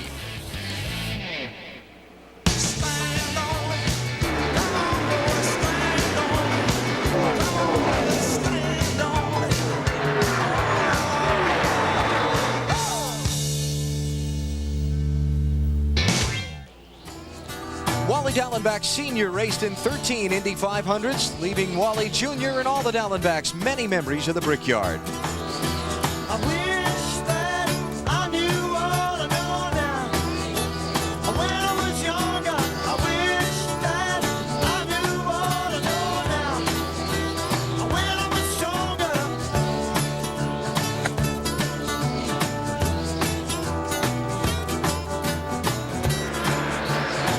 Sure, I'm Fred. I don't have baby pictures to be shown around. Well, you probably do, and I will get a hold of them. Don't worry about that. Of course, his would be in color, and mine would be in black and white.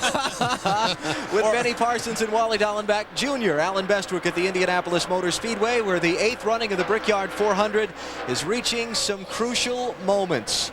Steve Park is the race leader by 4 tires next time. There you go. I was just about to set up the fact that he's coming in very soon for a pit stop. He's up by 4.9 seconds on Dale Earnhardt Jr. Got to stop twice more. Lap 104, he stops. Fuel, 4 tires. He's got to stop again about 145. Steve, 4100, second gear. Get all you can. Get all you can. And Stevie Reeves, the spotter, telling Steve, referring back to what we talked about earlier, Wally, about the entry and exit of the pits. Right, you got to run to the pits as hard as you can, and you got to get to that line without speeding. So you got to run as far as you can, as fast as you can, get the car slowed down, then get to pit road speed. Same thing leaving. When you leave pit lane, you got to get up through the gears and up to speed as quick as you can. Bobby Labonte trying to take 6th place from Kevin Harvick. Clear pit in, clear pit out. And the leader's in with 45 laps to go. 55 laps to go, excuse me. Marty Snyder covers Steve Park's pit stop.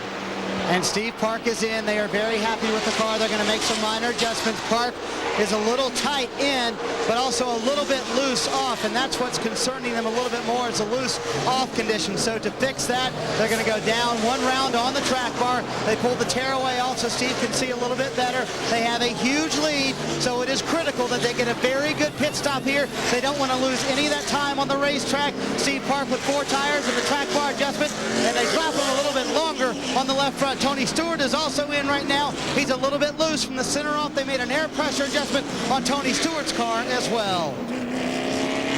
Jason Leffler is also on and off pit road, and Dale Earnhardt Jr. has assumed the lead. Now sometimes when you hear a car being tight in and loose off, Benny, sometimes that's because you're turning the wheel going in. The car is tight, so you keep turning. When it catches up with you, that's when the car breaks loose. So it's going to be interesting to see if the one made the right decision there on that change. When those front tires finally catch and start turning the other direction, it will snap the back end loose. You're exactly right, Wally. Junior. Junior got that arm out the window trying to get some air in to cool off a little bit. Is that what he's doing, or is he signaling some cars around him that he may be coming to pit road? That's air, baby. Give me some air. Benny's right. This is a tough place to get any airflow inside these cars. And just by sticking your left hand out that window, you can't believe how much air that gets inside the car. It is warm here in Indianapolis today. Temperatures expected to creep into the low 90s. And when you're inside one of these race cars with 1,500-degree exhaust gases running out the tailpipes right under the metal seat that you sit in, it's hot. How hot is it? It is hot. Yeah. And of course, athletes and heat being much in the news over the past week with the death of Corey Stringer, the Minnesota Vikings NFL player, as well as the player for the Northwestern University football team. Something that's been a topic of discussion in the garage area through this week. Well, how did you get yourself hydrated and ready for a hot race? Well, you really start drinking a lot of fluids Thursday or Friday before you get here, and you just keep drinking. Another thing that helps me is put an ice pack inside my uniform. That actually keeps your blood cool over your heart. All these guys have different things, but the biggest thing is to just keep drinking. Looking at the interval between Dale Earnhardt Jr. and Jeff Gordon, the first and second place cars, the dots there, color-coded to indicate their relative position on the track. And you see it's a little over 2.5 seconds. And there's Dale Jarrett right behind Jeff Gordon. Jeff Gordon, he looks like he and Dale Earnhardt Jr. about the same speed right now.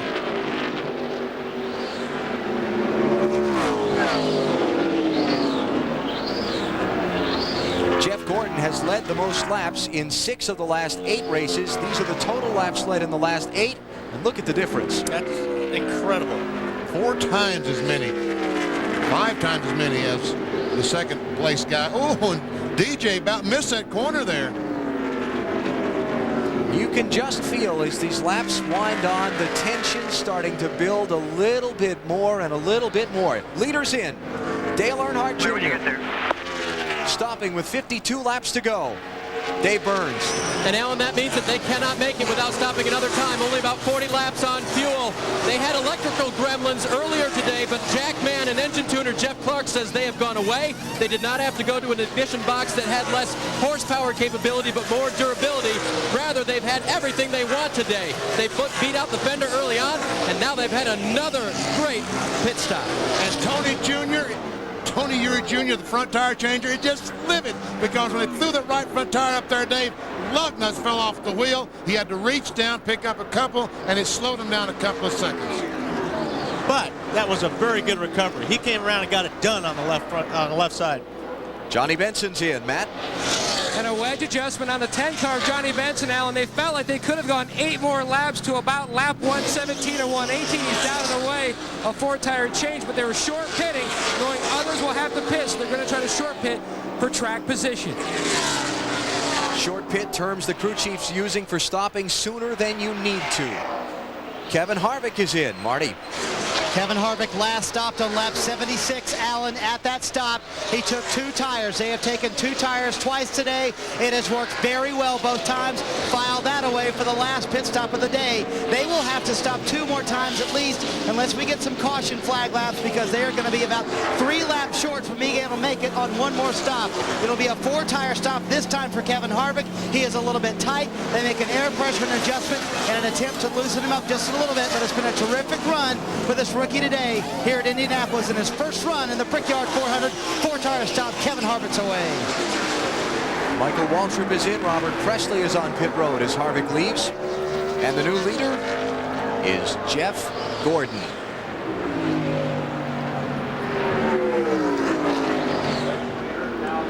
I wonder how many laps that Jeff Gordon can run on a tank of fuel. Gordon leads. It is the 7th Brickyard 400 he has led. This is the 8th race, the only time Jeff Gordon did not lead in the history of Winston Cup competition in Indianapolis. Plenty right now, but it doesn't give you much of an indication. Don't chance it too much. Was last year. He's talking to Robbie Loomis right now. That was Jeff Gordon talking to Robbie Loomis, and they're talking about what kind of changes they're going to make the next pit stop. There's Bobby Labonte, defending Winston Cup and Brickyard 400 champion. Bill, he's running 3rd. And the head engine builder for Joe Gibbs Racing, Mark Cronquist, has just had a conversation with Peter Gellin, the gas man. In fact, he's talking to Peter right now. And Derek Jennings, who's the catch can man. They're going to leave Bobby out to the very last possible lap and make this their final stop. But Cronquist has made it very clear. Make sure you get every ounce of fuel in the car. He told the jack man, leave it on the jack until the catch can man gives you the cue to leave. They're going to try and make it to lap 118 and then make it to victory lane. Let's go further down pit road to Marty. And the 2-time Brickyard 400 winner, Dale Jarrett, is in. His car is a little bit tight, Bill. They're going to take 1 pound out of the right front. They have a very good car, however, and they think they have a contender to win the race. Todd Parrott on the radio preaching to Dale Jarrett in the last run. Find your rhythm. Very quick stop for the 88 bunch. Ricky Craven is in. Bill Elliott, Jimmy Spencer also on the pit lane. And the reason, going back to Bobby's pit stop. Oh, Jeff Gordon. I wondered how many laps he can run. I don't think he can run 48 laps. He would have to. That's the way. Matt Yoakum has Jeff Gordon's pit stop. Benny, they felt like they could try to go 4 or 5 more laps, but they did not want a chance. So they're going to take the conservative approach and short pit. No chassis adjustments for Gordon, just 4 tires. He said his car has gotten better, but the car is a little bit tight off the corner still, and he's down and away. Remember last week this team had to take the conservative approach on fuel, and it cost them a chance to win. And it just might today, because this is one place racing for a championship. I say that points, they're not racing for points, but here's one place you cannot afford to run out of gasoline. Ward Burton has just been on and off pit road, and here's the new leader of the Brickyard 400, Bobby Labonte, out in front of Sterling Marlin by that interval. It's an even 1 second on the stopwatch. There's Labonte. There's Marlin. And every lap that these guys can run tells me they're going to gamble on 1 more stop. Bobby Labonte, Sterling Marlin, Kurt Busch back in 3rd place. Jerry Nadeau and Todd Bodine have both made green flag pit stops. Robbie Gordon has been on and off pit road also. Jeff Burton back in 4th place. Another car I think is going to gamble on 1 more stop. Got 46 laps to go, Benny. How far do they need to go before they can make it? I think that some of these cars can run 43, maybe 44 laps. And of course, all of this we're setting up is if we have no caution flag from now to the finish. Marty Snyder, how about Sterling Marlin? What are they saying? Well, you guys are exactly right in terms of Sterling Marlin. They're going to try to win this race on fuel. They're going to leave him out for about 4 more laps. and they're going to stretch this as far as they can. I asked Lee McCall about 15 minutes ago, his crew chief, can you make it on one stop? He said it's going to be awfully close. We're going to find out if we're going to gamble or not, and they've already rolled the dice. They're going to gamble and try to win this thing on fuel mileage. You just got to be careful right now not to run out of gas now, because if you miss pit lane and you run out of gas, you're done. You're not going to make it back. We saw Dale Jarrett do that, in 1998, run out of fuel just as he went past the entrance to pit road and could not coast back. This is the time the fuel pressure gauge, that's the only time us drivers look at it, is right now, because we're watching that thing. If that gauge starts fluctuating and that needle starts dropping, I'm telling my crew chief, hey buddy, we're out of gas, or we're getting close to being out of gas, I need to get in. But you better hope you're not here on the track when that thing starts fluctuating, because you'll never make it back, like Benny was saying before. And Sterling Marlin goes fleet. Bobby Labonte moved over. Bill Weber, what's going on? He may be out of gas, Benny. Oh, no. May be out of gas. He said it stumbled right here on the front stretch, right where Wiley said it can't happen. They urged him to shake the car back and forth to see if he can get back. Looks like he's still up to speed. Still got a little fuel, but you can see him dropping back. He'll make it from here, though. He's okay. He's still running here. He'll make it to the pits, but he's going to lose a lot of ground. Absolutely. But that's going to slow Kurt Busch, the 97 car, back in this, trying to go to the second spot right now. And Labonte needs to get the inside, and Kurt Busch is there. Oh, don't block the entrance to pit road. Clear all around. Now, the only other thing he's got to worry about now is if the car stalls. If the car stalls, the guy's got to get the ether out, spray the thing with ether, possibly bump start it. That's all time. 44 laps to go. Bobby Labonte trying to get to his pit box, Bill. It's a 2.5-mile track. Pit road is 2,175 feet, and every inch right now critical for Bobby Labonte. Weaving the car back and forth, trying to get fuel so the engine stays running. Now it sounds like it has stalled. Remember, they need to pack this very full, but obviously a big loss here. They're going to have to spray the ether in there to get it restarted. They come around to the left side, put the left side tires on. They'll have 4 tires, but it's the fuel that's going to be the big issue, and how long it takes him to get it started. Spraying fuel in there, trying to get it to go. They've got a little nozzle in there where you spray in the fuel. It helps ignite the engine, and Bobby Labonte takes off. Fast pit stop, but very frustrating getting back here, and longer than they'd ever want to spend on pit road at Indianapolis. Gosh, oh, here comes Sterling Marlin, Kurt Busch. These guys, I believe, can make it the rest of the way. Top 2 are in, Dave. Kurt Busch is in now. Another great run for this youngster. He is just doing a fantastic job. A little damage to the right rear. They will try to take both 4 tires around to the left side now as he gives up track position, but a great run for this rookie whose younger brother actually ran in a Craftsman Truck Series race Friday night right here in Indianapolis. Rusty Wallace is in too. And let's first go to Marty Snyder. And Dave, Sterling Marlin is in. The command given from Lee McCall, the crew chief, to Jerry Schweitz, the gas man. Pack it full of fuel. They panicked when Bobby Labonte ran out of fuel. The car is very good. They think they can make it all the way on fuel. To Bill Weber. Jeff Burton loose in 2 and 4, pushing every place else. They made a chassis adjustment, air pressure adjustment, tires, and hopefully enough fuel to reach the finish. We'll see. 5,000. Dave. Rusty Wallace has run all 7 Brickyard 400 races to this point. He is in his 8th. He has only finished as good as 2nd 2 times. He desperately wants to win. They made just a slight air pressure adjustment. He was a little tight and changed 4 tires. All right, Jeff Burton, Kurt Busch, and Sterling Marlin ran 41 laps on the tank of fuel they just replenished. They've got 42 to go to make the checkered flag at Indy.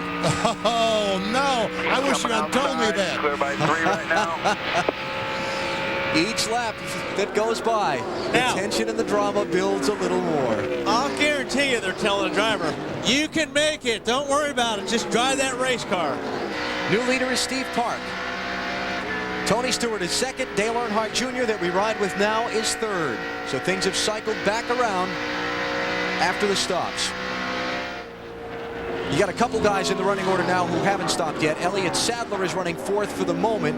Then you'll get back to Dale Jarrett, Jeff Gordon, Kevin Harvick, Bill Elliott, Ward Burton, and then Sterling Marlin. Although there will be some guys, believe me, there'll be some crew chiefs telling their drivers, hey, try to conserve fuel. which is hard to do in any racetrack because you still got to run competitive times because there's a bunch of other guys that are trying to make this thing on fuel mileage as well. But they're going to tell the drivers, just do what you can. Draft as much as you can. Looks good.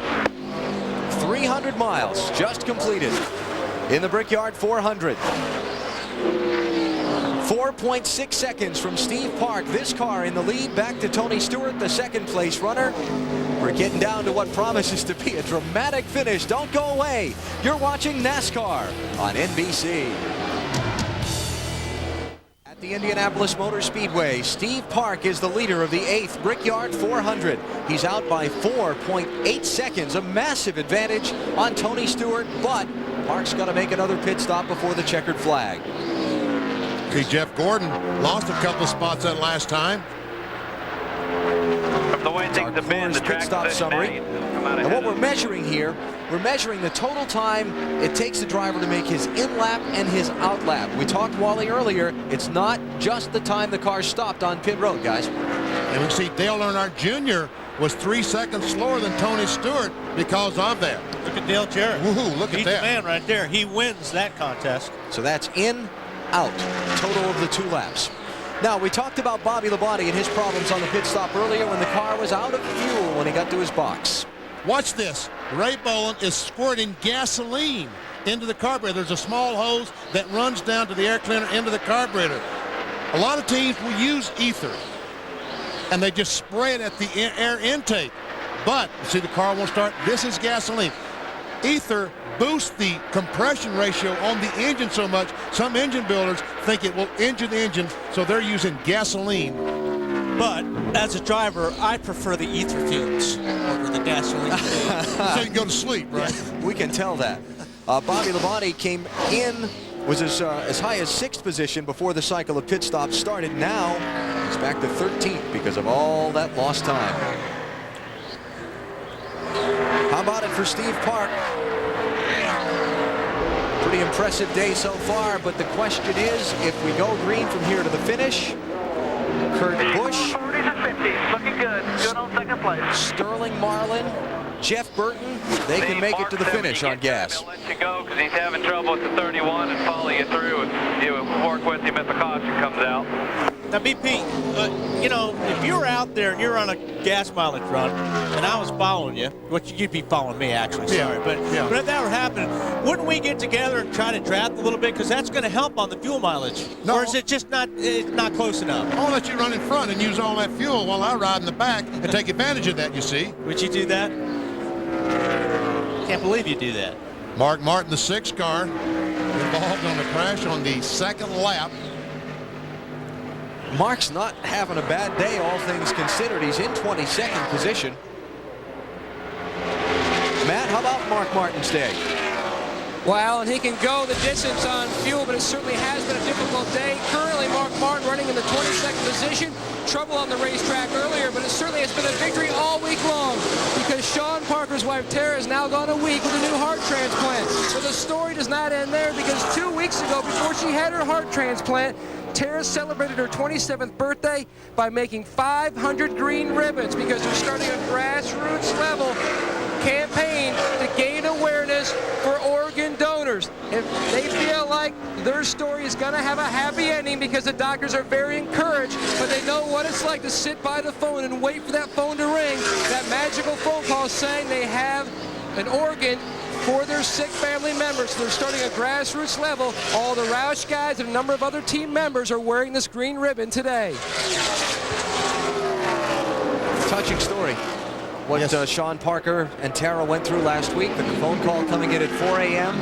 up in Pocono for Sean from his wife that the donor had become available. Jack Roush flying him back to Winston-Salem where the operation went on later that day. That was last Saturday. I mean, how would you like to be awakened at 4 o'clock in the morning and your wife, who's waiting a heart transplant, say, it's time? Yeah. Man, oh man. And things continue to go well, and that is great news for Sean, who might be one of the hardest working people in all of NASCAR Winston Cup racing. Countless hours spent massaging this race car with a great deal of success over the years, but nonetheless, while a lot of distracting things were on his mind. There's a cat in the hat. Jack Roush, the team owner for Mark Martin. Surrounded by Roushketeers. Go.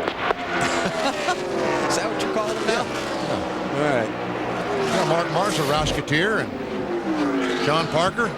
While Steve Park was hung up behind Mark Martin and Robbie Gordon, he lost about a second of his lead. It's now 3.7 from Park back to Tony Stewart. We are about to get the 30 lap to go mark upon us in the Brickyard 400 at Indy. At the Indianapolis Motor Speedway, the Brickyard 400 story has taken a turn. The caution is out. Something on the racetrack in turn 3. And the yellow flag brings the pace car out in front of the field. The fuel mileage thing has just gone out the window. Sterling Marlin, Kurt Busch, Jeff Burton. Man, oh man, if this thing is just, there's the debris up in turn 3. And you can see it's in the racing line, on the edge of the racing line, so whatever it is, it's enough to bring out the caution. Next weekend, our race for the championship coverage of NASCAR moves on to the road course in Watkins Glen, New York. Saturday, we'll have the NASCAR Busch North Series at 2 Eastern Time. And then Sunday, Subway presents NASCAR Winston Cup Racing on NBC at 12:30 Eastern Time. It's always fun at Watkins Glen. Hammer down 90-lap race. It's a short one, but it's a hard one. And we look forward to bringing that one to you next weekend here on NASCAR's new home, NBC Sports. And that one car, Steve Park, who's leading the Brickyard 400, was the winner last year at Watkins Glen.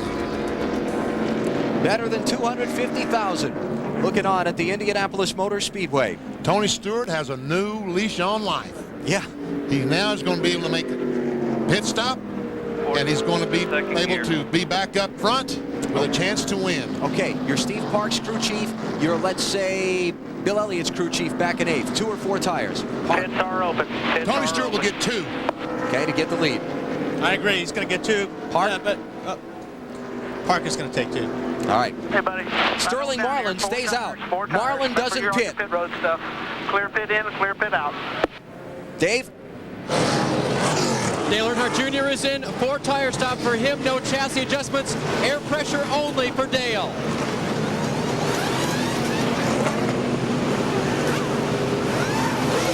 And that time the lug nuts stayed on the car. Stayed on those wheels. 4 tires there, Marty. And Steve Park, the leader, is in. His car is just a little bit loose. They debated on an air pressure adjustment. They decided not to make an air pressure adjustment. Pit stops that could decide. The Brickyard 400 Park with a very fast stop. Tony Stewart behind him, 1 round down. Track bar for Tony Stewart. A lot of guys take 2 tires, but 4 tires for Tony Stewart and Steve Park to Matt Yoakum. Jeff Gordon's already down and away and back out of the racetrack. He was one of the teams that only took on 2 tires, a slight chassis adjustment of wedge, working on that race car. Let's go back to Bill. Ward Burton had the highest running Dodge when the cars came on pit road. He took 4 tires and a chassis adjustment, and they hope to win by a nose. Weber with the sly remark about the Dodge rule change this week, extending the lower lip of that front bumper forward by another 2 inches. Let's take a look at what NASCAR's allowed the Dodge teams to do this week. All right, this area here, they've been able to extend that 2 inches. There you see a good example of it. It is now 2.5 inches from a 1/2 inch. And that allows the car to do what? Gives it more downforce on the nose, gives it more grip, and we're seeing that today here at Indianapolis. Dodgers have run well. Yeah. And right now we have a Dodge leading the race. Sterling Marlin did not pit, but will those used tires reach out and bite him? 1977, the last race win by a Dodge in the NASCAR Winston Cup Series.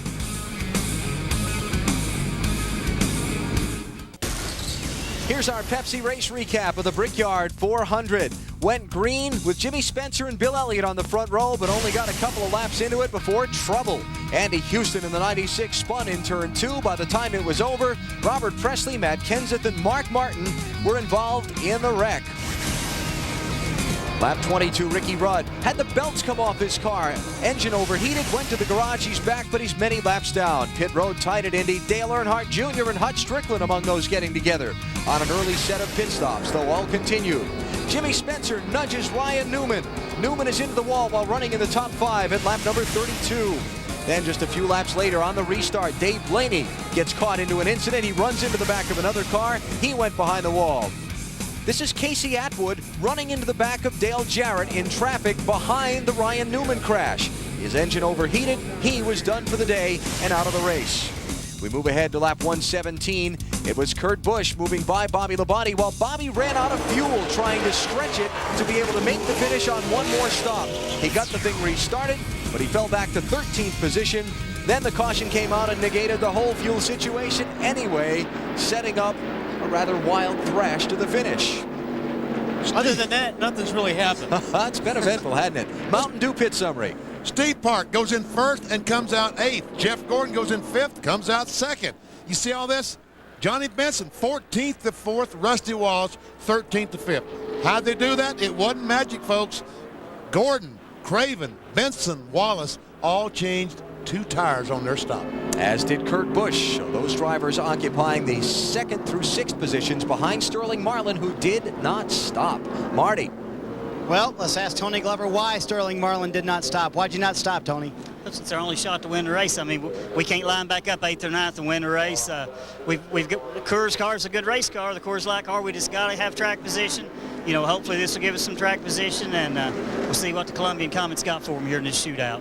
They together have won 2 Daytona 500s, going for their first Brickyard 400. Can they do it? We'll find out in about 26 laps. We need to do that as a feature sometime. We need to record Tony Glover coaching Sterling on the radio. It is absolutely comical. The Columbia Comet. Yeah, there Not you go. the Rushville Rocket, the Columbia Comet. Sterling being from Columbia, Tennessee. Would we have to capture that, though? Yeah. We'd have to capture Oh, it. it's comical. Getting set for the restart. There'll be 25 laps to go. You ready? Pace car's off. You ready? Ready? Ready? Nice and smooth now. Nice and smooth. Green flag. Go, go, go, go, go. Oh, Jeff is trying to get that run. Sterling does not want him down there, but it didn't work. Jeff Gordon to the lead at Indianapolis. The fans are going crazy. Hometown hero takes the point. Jeff knows the best chance he's got is to put as much distance between him and those guys who got 4 fresh tires right now, so he's going to get it. For a guy who went nowhere in the early part of this race, wouldn't you believe, in the final laps, Gordon finds himself racing for the win. No surprise. Look at the traffic. Steve Park caught back in 8th position. He was the leader before the caution. Race for the championship. Remember, Ricky Rudd is many laps down. He's in 40th position after the engine problems. Gordon and Jarrett, 1st and 8th. And Dale Jarrett is over 3.5 seconds behind Jeff Gordon. But the worst part, he's got all those cars back there that he's got to try to get through. There's on the inside of Tony Stewart. He's got by the 1 and the 20. Well, maybe not the 20 yet. Maybe not. Now, while these guys are racing, look out! Stewart almost lost it there. Over the wall. Tony Stewart into the outside wall. But while all this is happening, the 24 is stretching his lead. And that's what Tony Glover was talking about. They needed track position. They knew if he got back in this mess, they were not going to win. And Tony Stewart looks like is not going to win today. And will be bitterly disappointed. Oh. Bitterly. He wants to win at this speedway almost as bad as he wants to draw a breath. Let's go back and take another look at what happened to Tony Stewart a lap ago. Comes off the 2nd corner. He's trying to turn under the 88 car, but he just gets up and runs in the wall with the right rear. And that looks like the car, it's affected the handling on the car because he had to back off and let the 22 car go by on the outside. And what you got to be careful when that happens, especially here in Indianapolis, is that fender closes in on the tire, and the tire will start rubbing on the fender, and that's a real scary deal. Jeff Gordon leads. Sterling Marlin is 2nd, and look who's 3rd. Ricky Craven after the 2-tire stop. What a story this guy is. Driver from Maine who, after a series of accidents, was out of Winston Cup racing for over a year. Cautions out. Jerry Nadeau in the wall. Now this will help the 1 car, the 8 car, And Tony Stewart, I guess, will have to make a pit stop and check those fenders that you're talking about. Nadeau had just been penalized a lap by NASCAR at the end of that last caution for pitting out of his box. You got to have the car within the painted pit box on pit road. It wasn't properly positioned. He was penalized, and now he's crashed.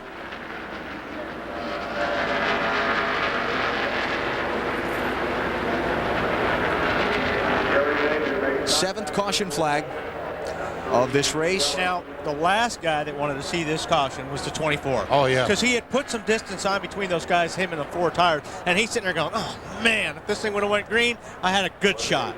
Now, when they throw the green flag of the restart, do you think Sterling Marlin's going to try to get a good jump and get under Jeff Gordon down to turn 1? If he wants it bad enough. Sure.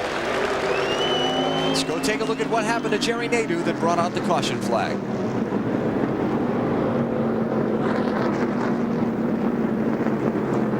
Well, it's hard to imagine not being contact going in the turn like that, but there's so much smoke, I have no idea.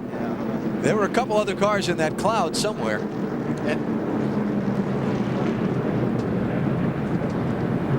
And 21 cars already on the apron when that's happening. Right here, see Elliott. Elliott Sadler. Hard to see. And Tony Furr and the crew on the 25 car at Loudon, New Hampshire, they had 2 cars that looked like that. So what is Michael Waltrip doing back there? Keeping them tires, especially when you run through debris like that, you've got to be careful. Most of the lead lap cars, about all of them, have stayed on the racetrack. So we'll take a break. We're back to Indy in a minute. NBC's coverage of the NASCAR Winston Cup Brickyard 400 is brought to you by Zima, clearly refreshing. By Goodyear, serious technology, freedom from worry. By Walmart, always low prices, always. And by Team Monte Carlo, the cars more champions depend on. Chevy will be there.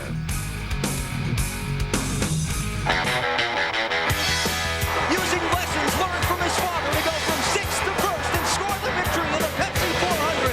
Yeah, I'm running a dream. It never will come to me. Working on history. Going wherever it leads. Running down the Walking, ducking, diving. Incredible racing in the final laps here at Pocono.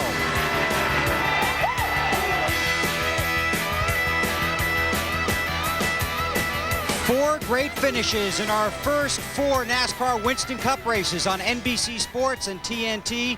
We're less than 20 laps away from the finish of this one. Will it be another spectacular finish? It's been a great race. We'll have to see when the checkered flag falls and the winner pulls right in here to victory lane. Jeff Gordon is the leader under caution here at Indianapolis. What a stunning career he has had. 3 Winston Cup championships and 55 wins. He's won here twice, and right now he's probably thinking about what it would mean to be the first 3-time winner of the Brickyard 400. A win's a win. We don't try to count how many we've had or be the first 3 or 4 time or 5 time. We just want to win. So we hope that we've got what it takes. And when it's all said and done, if then we accomplish some great statistic, then super. Jeff Gordon, the leader under caution here at Indianapolis. Now the Speedway admits to having 250,000 seats around this track. A lot of those fans here are Jeff Gordon fans. We go to tracks all around the country, and during driver introductions, a lot of those fans boo Jeff Gordon because they're rooting for the other 42. But here in Indianapolis, he gets some of the biggest cheers. And now he leads the field around this track, thinking about career win number 56. Let's go back upstairs to Alan. All right, Bill, thank you. Field just getting a signal, and 1 more lap. We go racing. 18 laps left in the Brickyard 400. Jeff Gordon got 2 tires on his pit stop. Sterling Marlin, none. Steve Park, who was the leader, got 4 tires, but he's back in 8th position. 24 car. He's in a spot he wants to be in. He doesn't make many mistakes. Here's the problem. We've talked about track position. We've talked about how critical it is.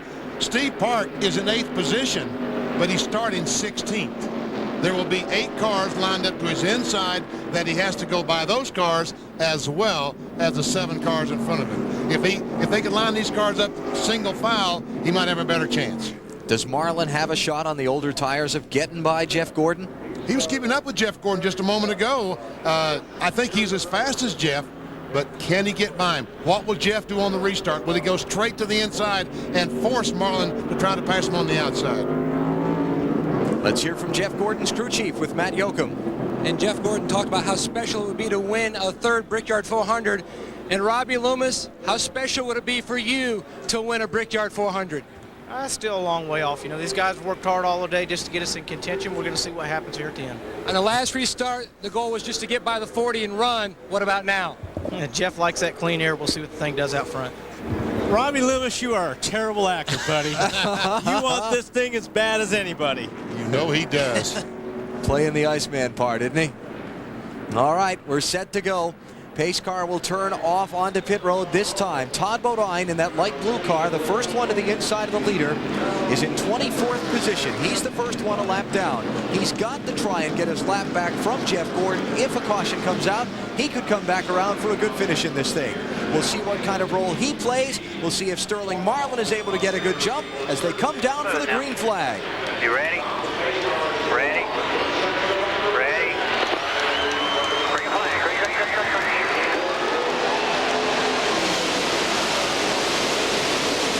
Oh, and Sterling Marlin's going to get hung behind the 66.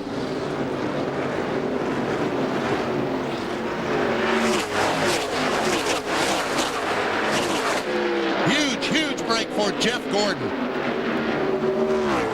And again, that's what he had to do. He had to clear that last car to get the distance. If he started racing with him through 1 and 2, those guys would have been all over him on the backstretch. Wally driver protocol. How long does Todd Bodine stay between the front two into the closing laps of this race? If Jeff starts pulling away from me the next 2 or 3 laps, you got to let these guys race. And Todd knows he can't win this race, but he's got to stay close enough down and hope that there is a yellow. But if another 2 or 3 laps and Sterling's barking on my back door, I got to let him go. Ricky Craven cleared the lap car of Bobby Hamilton that had gotten in front of him on the restart, so the third place car is now in contact with the man he's racing for position, Sterling Marlin. Somebody just had a little puff of smoke going into turn 1. Yeah, I saw that.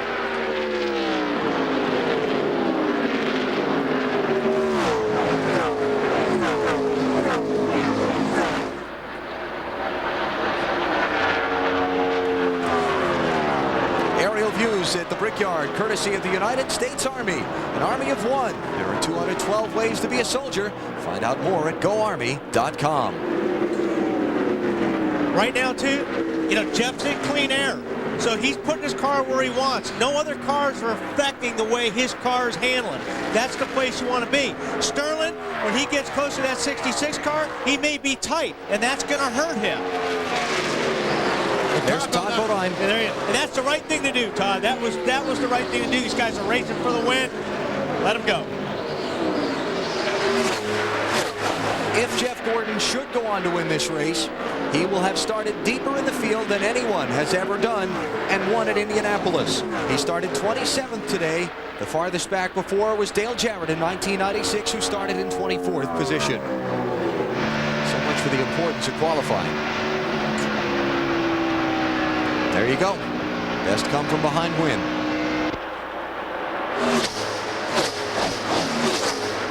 Rusty Wallace trying to get on the inside of Johnny Benson, back there for 4th position. Both these cars just took 2 tires on the lap 132 stop.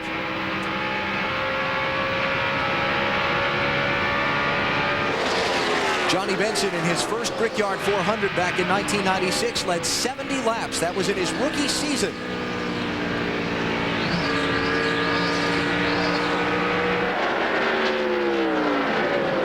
Up finishing 8th that day. Best finish of the season so far for Benson. 3rd place run at Texas Motor Speedway back in the spring.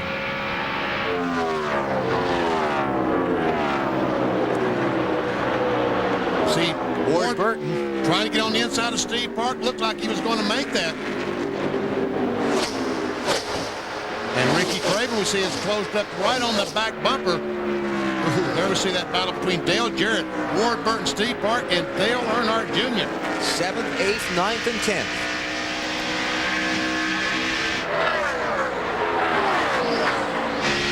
Dale Jarrett can't afford, championship-wise, to let any of these guys get by him.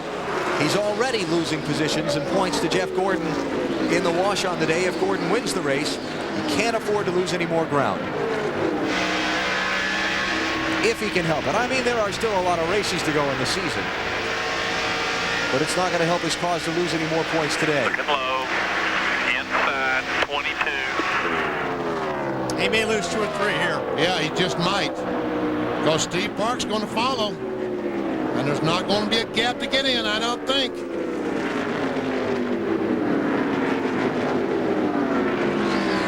Now the 8 car will dive down underneath, follow the 1 car. And there's nothing he can do. The car's not going to turn up there. Clear, all clear, all clear. He had to roll out of the throttle.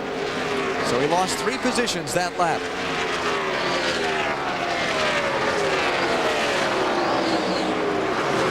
Up front, there's the interval. Jeff Gordon to Sterling Marlin and Ricky Craven. Okay, here we go. Coming out of turn 2, hard on the gas all the way down. You got a long straightaway. And what you want to do, go ahead, Kenny. Let's look at this telemetry and see what kind of miles per hour, what kind of RPM Sterling is turning. Around 190 miles per hour, about 8,800 RPMs. I did not hear the car hit a rev limiter. If they did, he probably would hit a different switch, go to a different ignition system to eliminate a rev limiter. Down the front stretch. What Benny's talking about a rev limiter is they don't want to turn these engines over a certain RPM, so they put in a chip in the ignition box, which cuts the engine out at, say, 9,000 RPMs. But they also have a backup ignition switch. They can turn that primary off, turn on the second. It has no limiter. They can turn it any RPMs that it will turn down the straightaway. And Sterling Marlin right now is closing in on the back bumper of Jeff Gordon, just 2/3 of a second behind him. Yellow dot on the racetrack map showing you where on the speedway he is. I would think by this point in the race with 12 to go, I'd have flipped to that ignition box with no limiter on it, wouldn't you? Yeah, he already did. Yeah, he already did. That's why we're not hearing the limiter.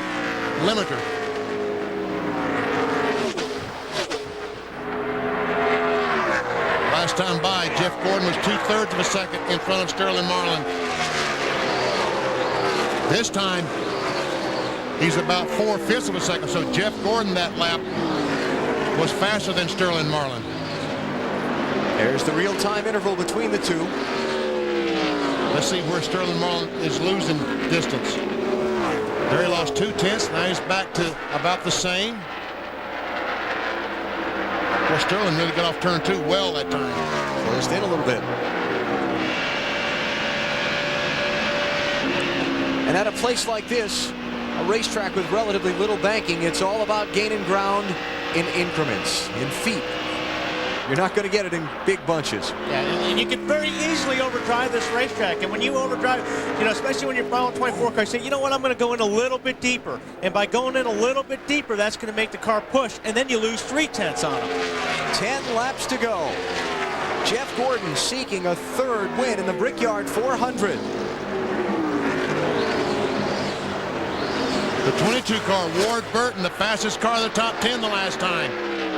Second fastest, Steve Park, and 3rd, Johnny Benson. But the winner, if this stays green the rest of the way, the winner will be decided between these 2 cars.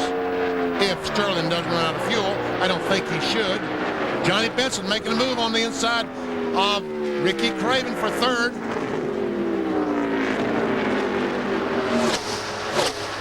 Oh, he's still trying to get alongside.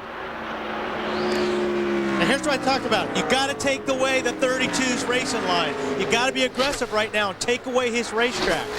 Oh, that was close. Yep. Benson with the inside line this time. Should get him into turn 1. Marty Snyder has more on Ricky Craven. You guys, no matter what, this will be a great run for Ricky Craven. Their 2nd top 5 of the season, their 4th top 10 of the season. They finished 10th at Pocono last week, and they tested a brand new car here that they really liked, but instead they decided to bring that car they ran at Pocono that finished 10th because it ran so well here in the lane. I think in 4th, 5th, wherever Craven finishes, they're very happy down here in the tie pit. He He's just lost fourth to Rusty Wallace, rather. That puts him back in 5th. And it's Kurt Busch behind him now to try and challenge for that spot. And Ward Burton. And there comes Steve Park, that yellow #1 car.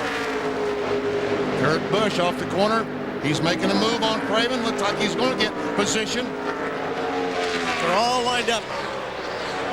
And that's the thing. Kurt, whoa, here comes the 22 car. Decided that he was going to give it a shot. Ward Burton. Inside Kurt Busch. This is going on back for 6th position. Up front is Sterling Marlin making any kind of headway on Jeff Gordon. Not much. It's about the same it was when we left you just a few moments ago.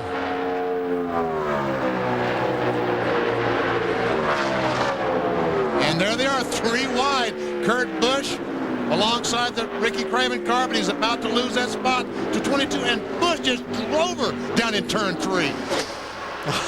Oh, and here comes Steve Park. Clear all around. To be so young and so brave. Still clear. Nice and smooth. Good job, man. Good job, partner.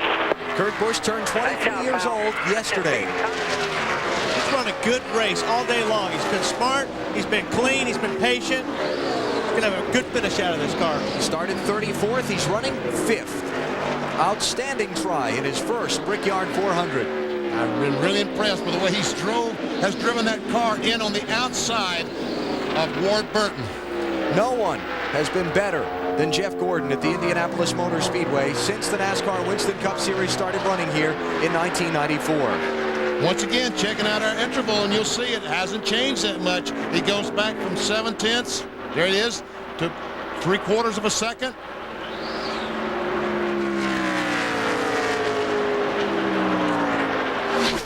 It's like when Sterling's car gets to a certain point that it stops gaining. I think he's getting into that tightness we talked about. That arrow push is hurting his car. It's frustrating for Sterling because he wants to drive this car harder, but he can't, because the harder you drive right now, the worse it's going to make it. You got to be very smooth and precise. Fuel out of the equation for Sterling. We're pretty positive he can make it the rest of the way. If they build it. I mean, they've had a couple of cautions. They've had caution flag laps, which, you feel that you figure you can run 2 caution flag laps equals 1 green flag lap. So I don't see any reason why he would not make it. But all of a sudden now, Sterling Marlin is losing some time to Jeff Gordon. Marty Snyder has more on Sterling Marlin. Fuel is not a concern for Sterling Marlin, but what is a concern is exactly what Wally was talking about, overdriving. On the radio, Tony Glover saying drive with a big heart, but don't overdrive it, buddy. You can't do that. Just sit right there in second. Try to drive the best you can, but hit your marks. Don't overdrive the racetrack. 5 laps to go.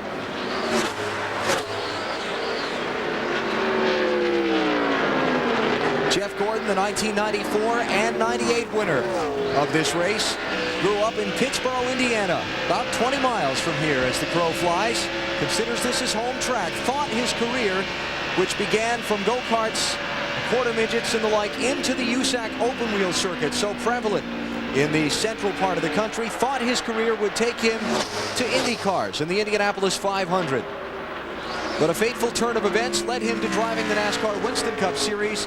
Rick Hendricks snagging onto the young man. He's been nothing short of sensational since. Robbie Lewis watching the car make one more lap down the straightaway. Somebody needs to wake Robbie up. I think he's almost sleeping. But you know that inside Robbie Lewis is just one bundle of nerves. This would be his first victory as crew chief for Jeff Gordon in the Brickyard 400. You know what? Let's go to pit road, Matt. Alan, watching Robbie Loomis sit here quietly on top of the pit box, his RPMs as far as chewing his gum has gone up about 150 to 200 RPMs. But I'll tell you what he told me on Friday, when he walks through the gates here at Indy, it's like his first week ever on the job as a Winston Cup crew member.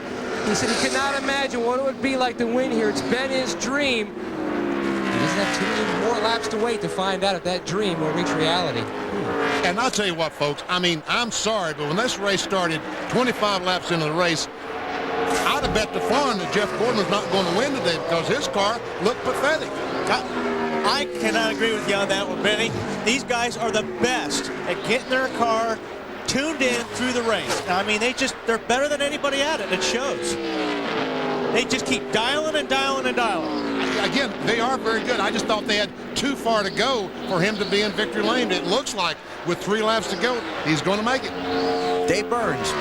Alan, isn't this the same way that Jeff Gordon looked in Pocono? When he was in traffic late in the race, his car never did anything. But when he was in clean air, he ran great. He dominated the race, and we thought he'd win Pocono. Oh, boy, he's coming close to that wall. I tell you what, Jeff Gordon, it looks to me like he's giving everything he's got right now. He is using this entire racetrack.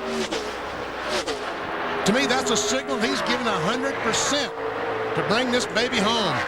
First time Jeff Gordon led in this race was past halfway, lap 109. During a series of green flag pit stops, he was out front for 3 laps before he made his stop. But he came to the fore at lap 136. Robbie Loomis made the call for just 2 tires on what was their final pit stop of the race.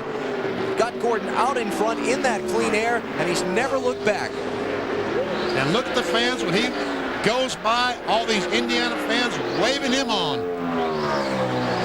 Up to a full second, the advantage over Sterling Marlin for Jeff Gordon. Look at those fans. Attaboy, Jeff, they're saying. You're one of our own.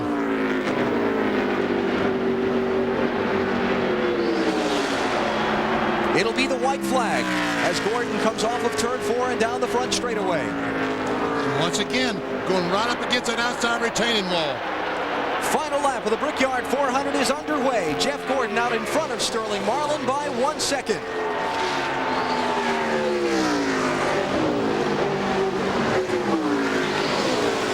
He celebrated his 30th birthday here yesterday with family and friends around him. Celebrated with a rather subpar qualifying run that put him back 27th on the starting grid. The car not very good in the opening part of the race. The crew kept working, got the strategy right, got the chassis right, and now Jeff Gordon is 1 corner away from a Brickyard 400 win. The last 3 straight years, the winner of this race has gone on to be the NASCAR Winston Cup Series champion. Jeff Gordon, the point leader, comes off the corner and becomes a 3-time winner of the Brickyard 400 at Indianapolis.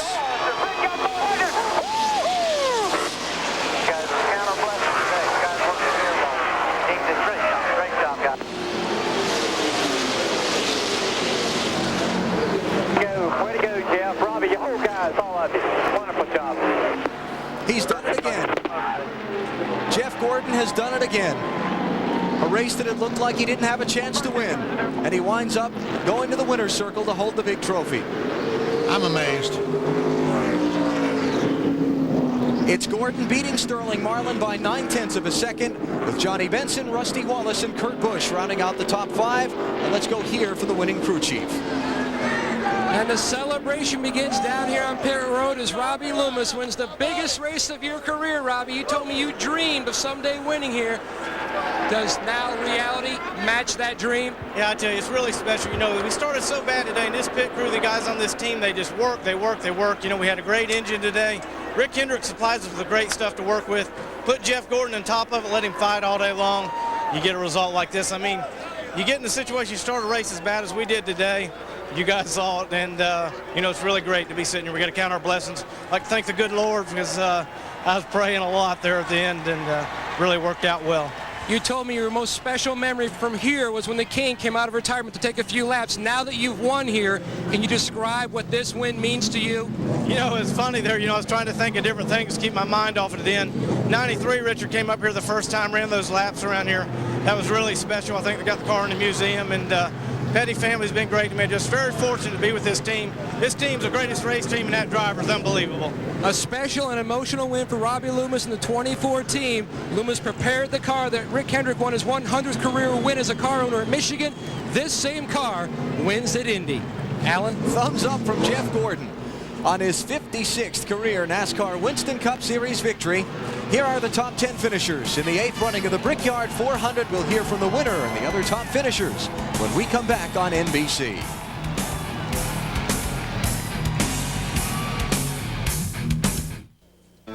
The winner's trophy for the Brickyard 400, inscribed with each victor's name. Jeff Gordon's on there twice already, and the blank panel awaiting the third inscription after his victory today. But Jeff Gordon came around to the start-finish line trying to celebrate with the crowd and do a little burnout. Jeff, you've got to hold your foot on the brake when you do it. That's how Harvick gets away with it, man. I was listening to his radio channel. He came on the radio about here and said, I can't do it. That might be the first time he has tried to do a burnout. Oh, terrific. After the slow celebration lap around the speedway, drinking it in to the applause of the fans, Gordon is heading into victory lane now, and after taking the Brickyard 400, Chevy congratulates Jeff and the number 24 Monte Carlo team on a big win. Jeff will tell you the only thing that comes close to Monte Carlo's reputation on the track is its reputation on the street. Monte Carlo, more champions depend on Chevy. We'll be there.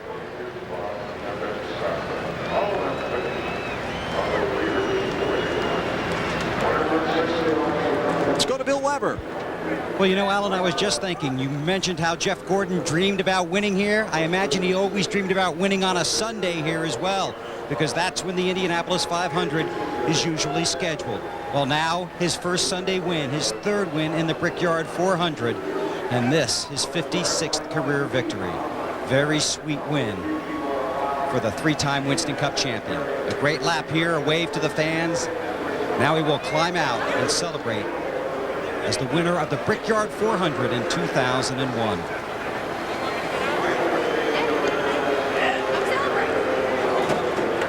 And you'll be able to hear the appreciation from the hometown Indianapolis fans. Jeff Gordon in victory lane at Indianapolis.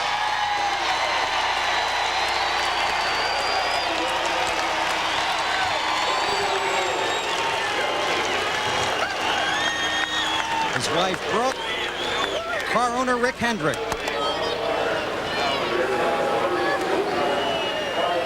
And a worn-out Jeff Gordon. How's it feel to be 30? Woo! Oh, I think I got a few new gray hairs after today. Wow, what an incredible day. I never dreamed it. You know, at the beginning we were way off. I think most of it's just being in traffic more so than the car being off. And you know, here lately we hadn't had too many pit strategy things go for us, but today that was the key. You know, we had one caution follower way early, and then it was whether we took two or gas and go there at the end, and we took two, and it was absolutely the perfect thing to do. Car drove great once I got out front. Who made that decision, Jeff? Well, you know, Robbie makes all the calls. I mean, he, you know, talks to other guys on the team. He knows what's going on. He talks to me. We make it together. And, you know, we were between no tires and two tires. And, I mean, I thought that we needed two, you know. We needed some tires. If it was just one, you know, we needed it. But I just want to thank God. This has just been such an amazing week for me. You know, this is the best way to celebrate my birthday, and I just thank him for everything. But I want to thank DuPont Automotive Finishes and DuPont, all the corporate business that are involved with this team. Pepsi, Fritos, Tropicana, Chevrolet, Quaker State, GMAC. It's just been a phenomenal day. This is absolutely amazing. Hey, yesterday you told us you don't race for records, you race for wins. What are you going after? I got to get my foster grants out here. It's a little bright out here. You told us you don't race for records, you race for wins, but you're the first three-time winner of the Brickyard 400 at the Indianapolis Motor Speedway, your track. Thank you, Bill. It feels unbelievable. I mean, to have all these people still here cheering us on, I got choked up in the car. You know, it feels amazing. I love Indianapolis. I love the state of Indiana. It's been so good to me. And I want to say hi to all the folks out in Pittsburgh. I know they're excited and going to be celebrating tonight, but, you know, I don't know. Sometimes things just work in your favor, you know, and certainly today all the right things did. I didn't think we had the car to do it, but Robbie Loomis, Brian Watch, all the guys in this DuPont Chevrolet team, they did a phenomenal job today. Congratulations. Thank you very much. And I don't race for statistics. I race to win, and if we win, then the statistics will come after that. And that's what happened today. 3 Brickyard 400. Woo! Absolutely. Jeff Gordon is back home in victory lane. Alan. Fourth win of the season for Jeff Gordon. Log on to NASCAR.com and play the AutoTrader.com Move of the Race Sweepstakes game for your chance to win a $25,000 shopping spree on AutoTrader.com and other great prizes. Fans starting to file out after the 8th Brickyard 400. Here are the final results. Johnny Benson outstanding effort with his best ever Indianapolis finish. Dale Jarrett wound up 12th, losing ground to Jeff Gordon in the championship. And you will see Ricky Rudd way down the list in 39th spot after the early problems that cost him laps behind the wall for repairs.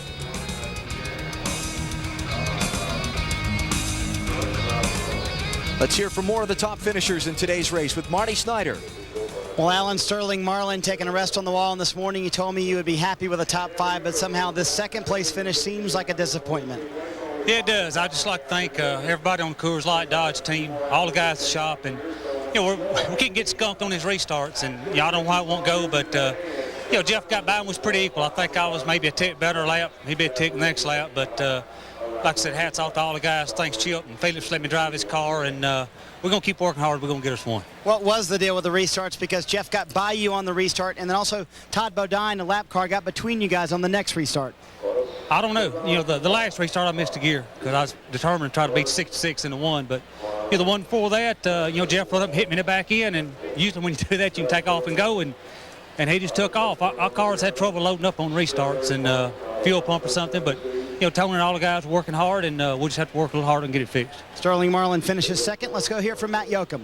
Before today, Johnny Benson's best finish at the Brickyard was 7th. Johnny, career best 3rd today at Indy. But was that car a handful at the finish? Oh, my God. It was a handful all day. James and the guys on the Valvoline Pontiac team just done a tremendous job. And we made changes I didn't think was possible under yellow. So they just kept working and working. And by the end of the race, we had the James Dean special paint job right there up front. And I was hanging on at the end, though. It was pretty tough.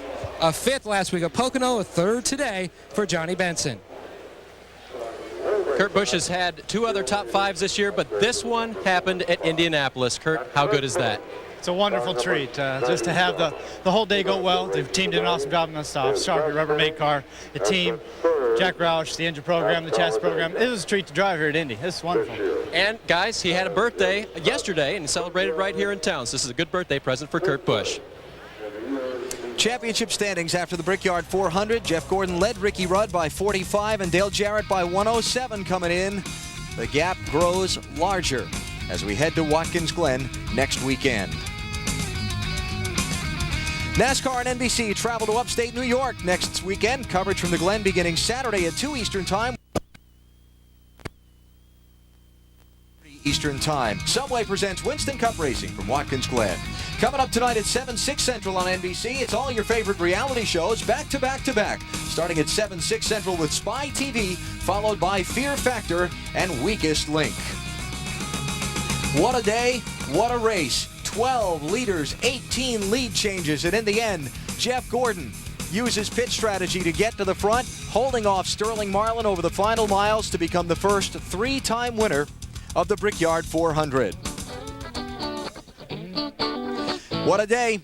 250,000 plus looking on. There were bumps, bangs, and in the end, a local hero scores the victory at Indy.